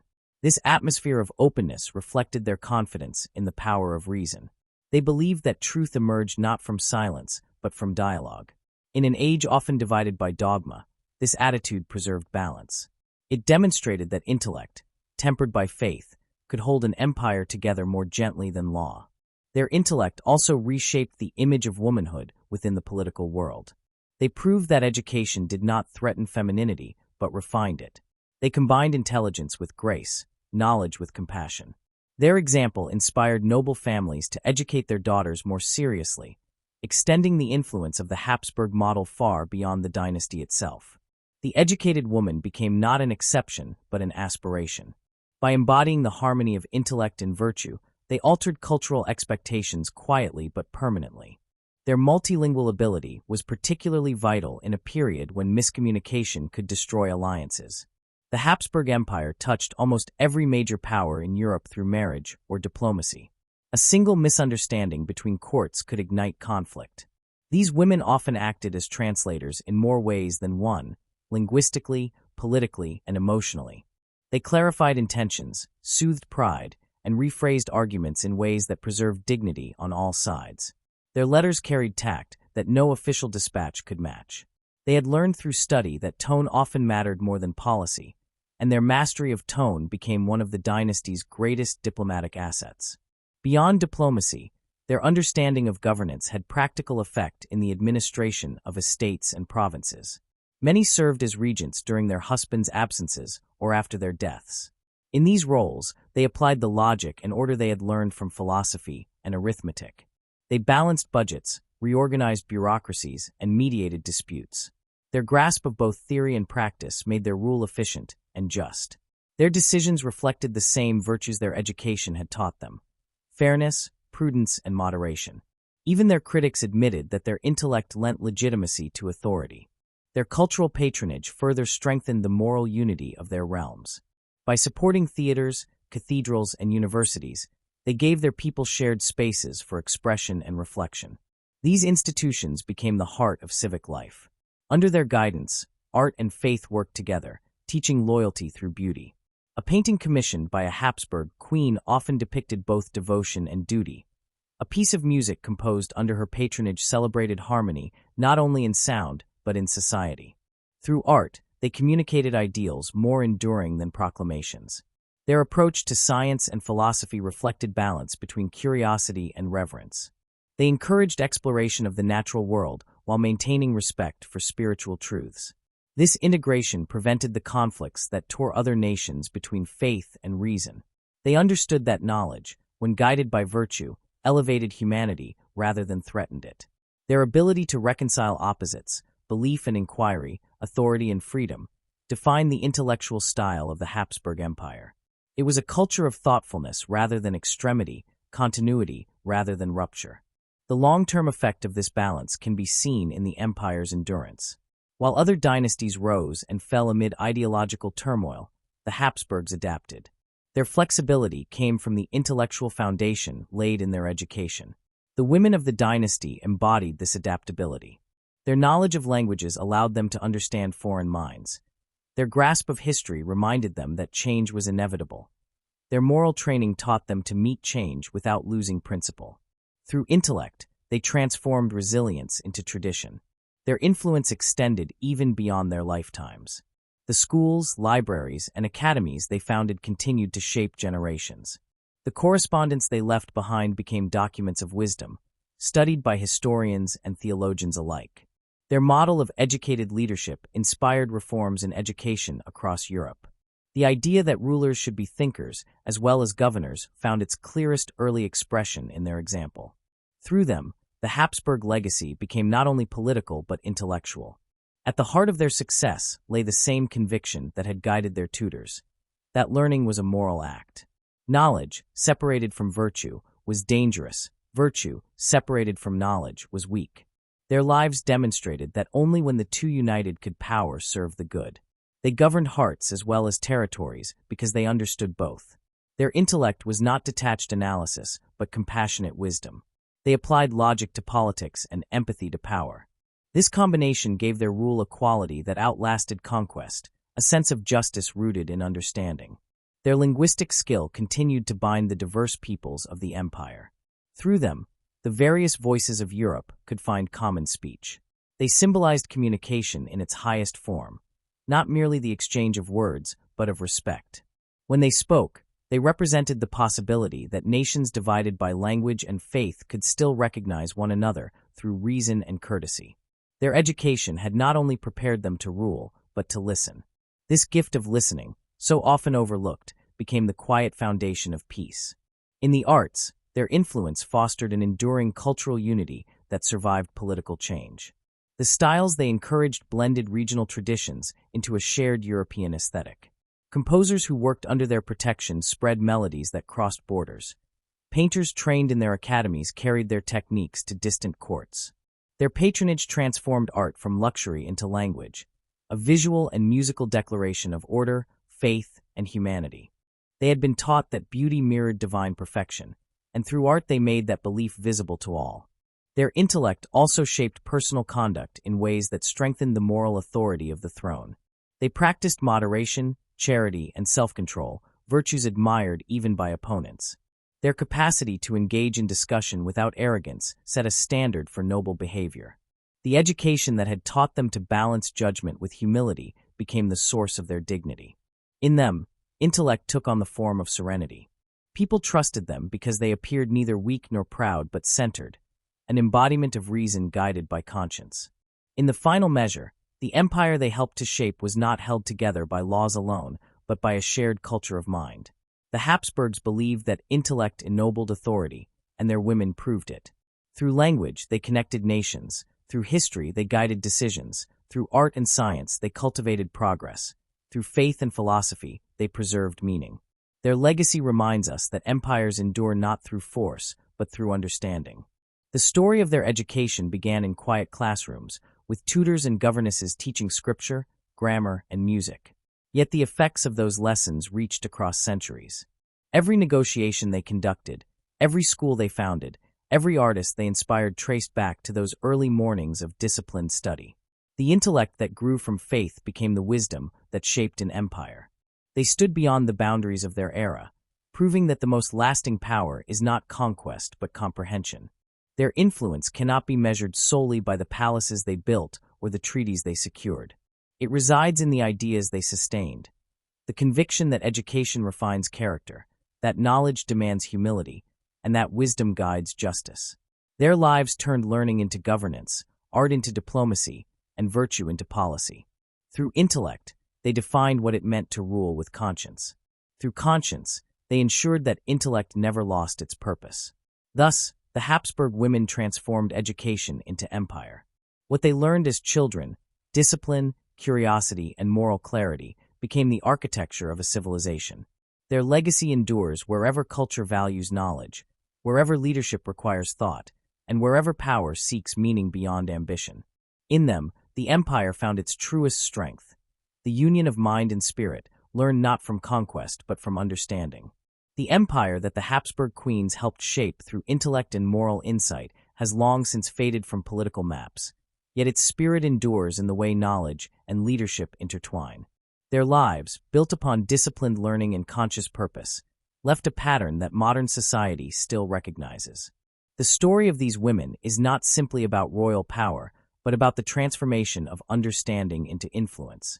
It speaks to how education, properly guided, can outlast the structures of states and the limits of gender. Through their study and their rule, they created an enduring model of how thought itself can become a force in history. These women lived in a world where the boundaries of female power were tightly drawn. Their roles were defined by lineage, marriage, and religion, yet within those confines they found room to act with extraordinary freedom of mind. The education they received did not merely polish their manners. It equipped them with tools for survival and self-definition. Their grasp of languages, philosophy, and theology gave them the authority to think independently, and that independence quietly redefined what a woman could be within a patriarchal system. By mastering the disciplines of their age, they proved that intellect had no gender. Each decision they made carried the echo of this education. The letters they wrote, the policies they shaped, and the institutions they founded all reflected an understanding that power without learning is fragile. They had been trained from childhood to seek reason before reaction, to weigh evidence before judgment. This method of thought became their shield and their signature. In an era when many women were denied access to books, they turned knowledge into legitimacy. Their intellect allowed them to command respect in courts dominated by men, not by defiance but by demonstration. They met prejudice not with rebellion but with mastery. Their example quietly challenged the hierarchy that tried to limit them. Every act of governance, every conversation in which they out-reasoned ambassadors or advised kings, undermined the notion that women were incapable of serious thought. They did not write manifestos or demand reform, yet their presence was argument enough. The Habsburg court, with its emphasis on education for princesses, became an implicit statement that wisdom was a universal virtue. Over generations, this belief began to filter through European culture, influencing attitudes toward the education of women beyond the boundaries of the dynasty. The legacy of these queens extended far beyond their lifetimes because it was built on ideas rather than decrees. They transformed the image of royal authority into one grounded in intellect and integrity. They proved that learning could coexist with grace, and that knowledge could serve both state and soul. Their understanding of power was not based on dominance, but on the ability to persuade, interpret, and connect. This softer, more humane approach to leadership anticipated later ideals of diplomacy and enlightened rule. Their faith in education as the root of justice set the tone for reforms that followed, from the spread of schools to the rise of universities dedicated to moral as well as intellectual growth. Their decisions shaped European history in subtle but lasting ways. The treaties they influenced, the alliances they maintained, and the cultural institutions they patronized all carried traces of their reasoning. They had learned that stability depended as much on shared understanding as on armies. Their commitment to dialogue rather than coercion laid the groundwork for the diplomatic traditions that would later define European politics. They understood the weight of words, the power of tone, and the importance of patience. Through education, they had come to see the empire not as a battlefield, but as a conversation among nations. This perspective preserved peace where force might have failed.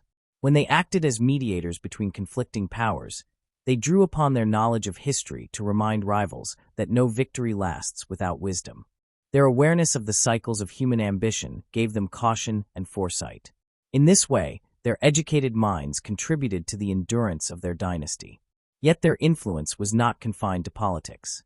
By supporting artists, scholars, and architects, they nurtured a cultural renaissance that shaped Europe's identity. They understood that art and knowledge together could inspire unity. The harmony they had learned through music and the order they had absorbed through philosophy became the foundation of their patronage. Even centuries later, the intellectual grace of these queens continues to resonate.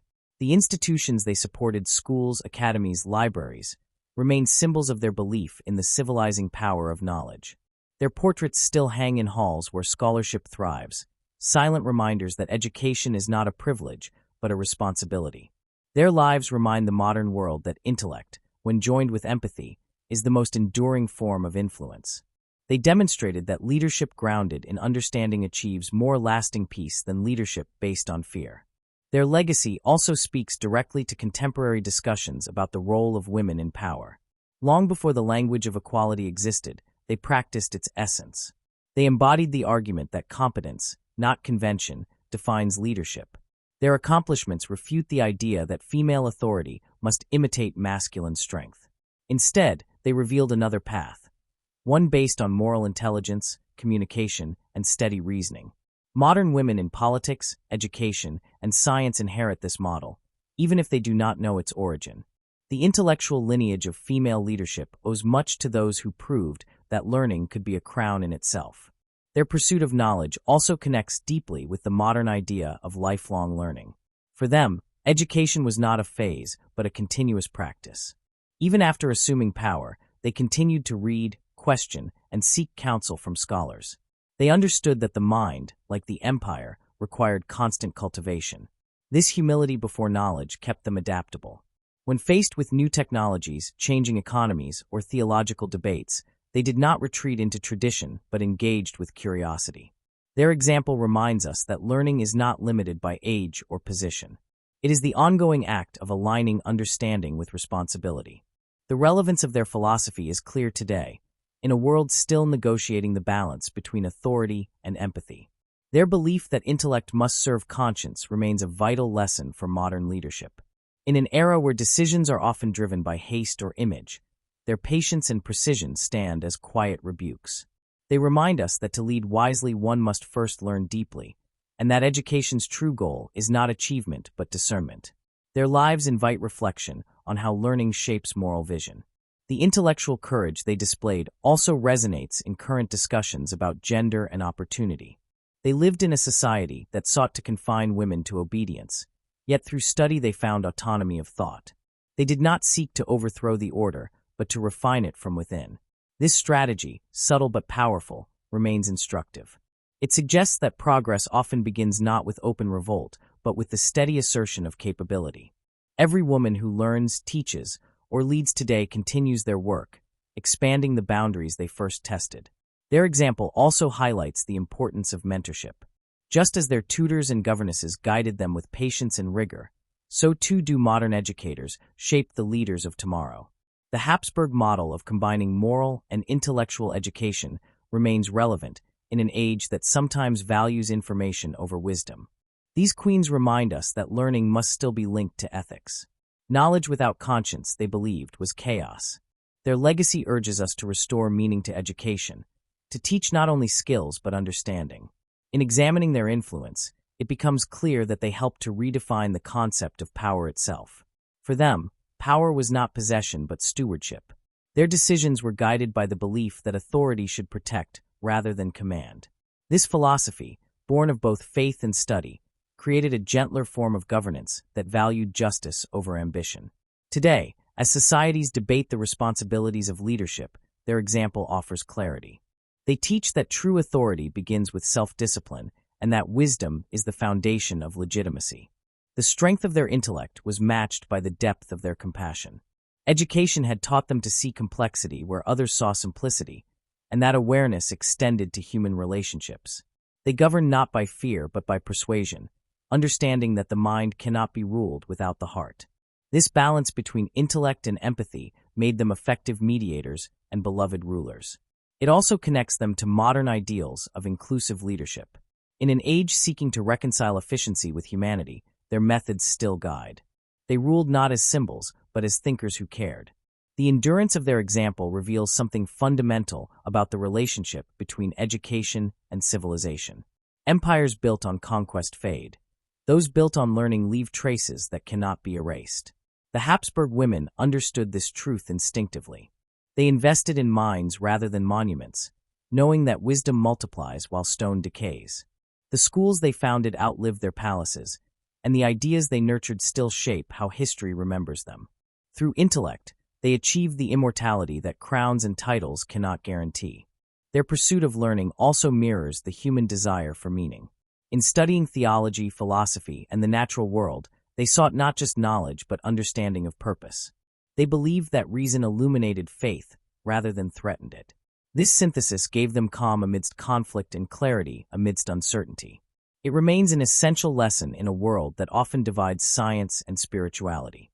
Their example proves that the mind's highest calling is not to dominate, but to comprehend. In their correspondence and patronage, one finds a deep respect for curiosity. They treated questions not as challenges, but as invitations. This intellectual openness fostered creativity at their courts, where artists and scholars flourished. Their tolerance for debate encouraged discovery. In them, education fulfilled its truest function, to awaken wonder. That wonder remains their most enduring gift. Their relevance today lies not only in what they accomplished, but in how they thought. They remind us that intelligence is not measured by speed or accumulation, but by reflection. Their manner of learning, slow, deliberate, interconnected, contrasts sharply with the haste of the modern world. Yet it is precisely this steadiness that gives their legacy strength. They understood that real insight grows from contemplation, that wisdom requires silence as much as speech. Their patience in thought produced clarity in action. Their memory also calls attention to the value of dignity in discourse. Even in disagreement, they upheld respect. Their training in languages and philosophy taught them that civility is not weakness but discipline. They believed that truth persuades through tone as much as argument. This civility remains rare, yet essential in modern communication. It reflects their conviction that the mind's first duty is to listen. The connection between their education and their legacy is inseparable. What began as lessons in Latin and scripture became the foundation of diplomacy, art, and reform. The same calligraphy that once traced verses in childhood later signed treaties that changed history. Every skill, every habit of thought, every moral principle they acquired in youth matured into policy and culture. Education, for them, was not preparation for life, it was life itself. Their story offers a lasting answer to the question of what education should achieve.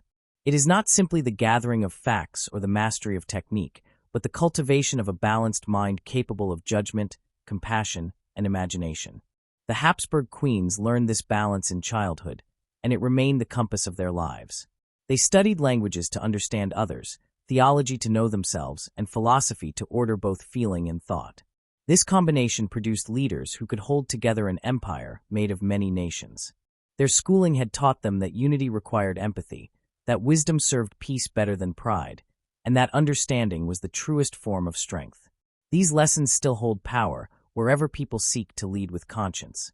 Modern discussions of education often return, knowingly or not, to their example. The idea that learning should form character, as well as intellect, echoes the principles of their upbringing. They believe that every discipline, from arithmetic to art, train the spirit as well as the mind. Today, when education is sometimes treated as a tool for competition, their lives recall a gentler ideal. That knowledge is meant to serve the common good. They would have recognized the challenges of the modern world, division, haste, uncertainty, and answered them with the same virtues that guided their rule: patience, curiosity, and moral clarity. In considering their relevance now, one must also see how they transformed the image of female intellect. Before them, learning in women was often dismissed as vanity or danger. After them, it became a sign of dignity. Their success proved that knowledge did not corrupt virtue, but completed it. They bridged the false divide between mind and morality that their age had imposed on women. In their courts, intelligence became grace in motion, expressed not through defiance, but through competence. Every thoughtful decision they made stood as quiet proof that education elevates rather than threatens womanhood. Their lives helped create the modern idea that intellect belongs equally to all who seek it. Their influence continues to inspire the global conversation about female leadership. The traits they embodied, listening, reasoning, empathy, are now recognized as essential to effective governance in any setting. Their leadership was relational rather than authoritarian. They believed that to lead was to serve, to understand, and to guide by persuasion rather than command. This approach, born from the classical and theological studies of their youth, resonates with the values of the present day. In a world that often prizes assertion over reflection, their example reminds us that enduring power grows from comprehension, not control. The relationship between knowledge and justice that they practiced remains a pressing issue.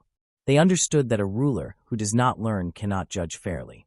Education had taught them the complexity of history and the fragility of human motives. It made them cautious in accusation, generous in interpretation, and firm only where principle required. Their courts became spaces where law was tempered by understanding, where punishment yielded to reform whenever possible. They saw governance as a form of teaching, an effort to raise society to the level of its best possibilities. This vision continues to inspire reformers who link learning with social progress.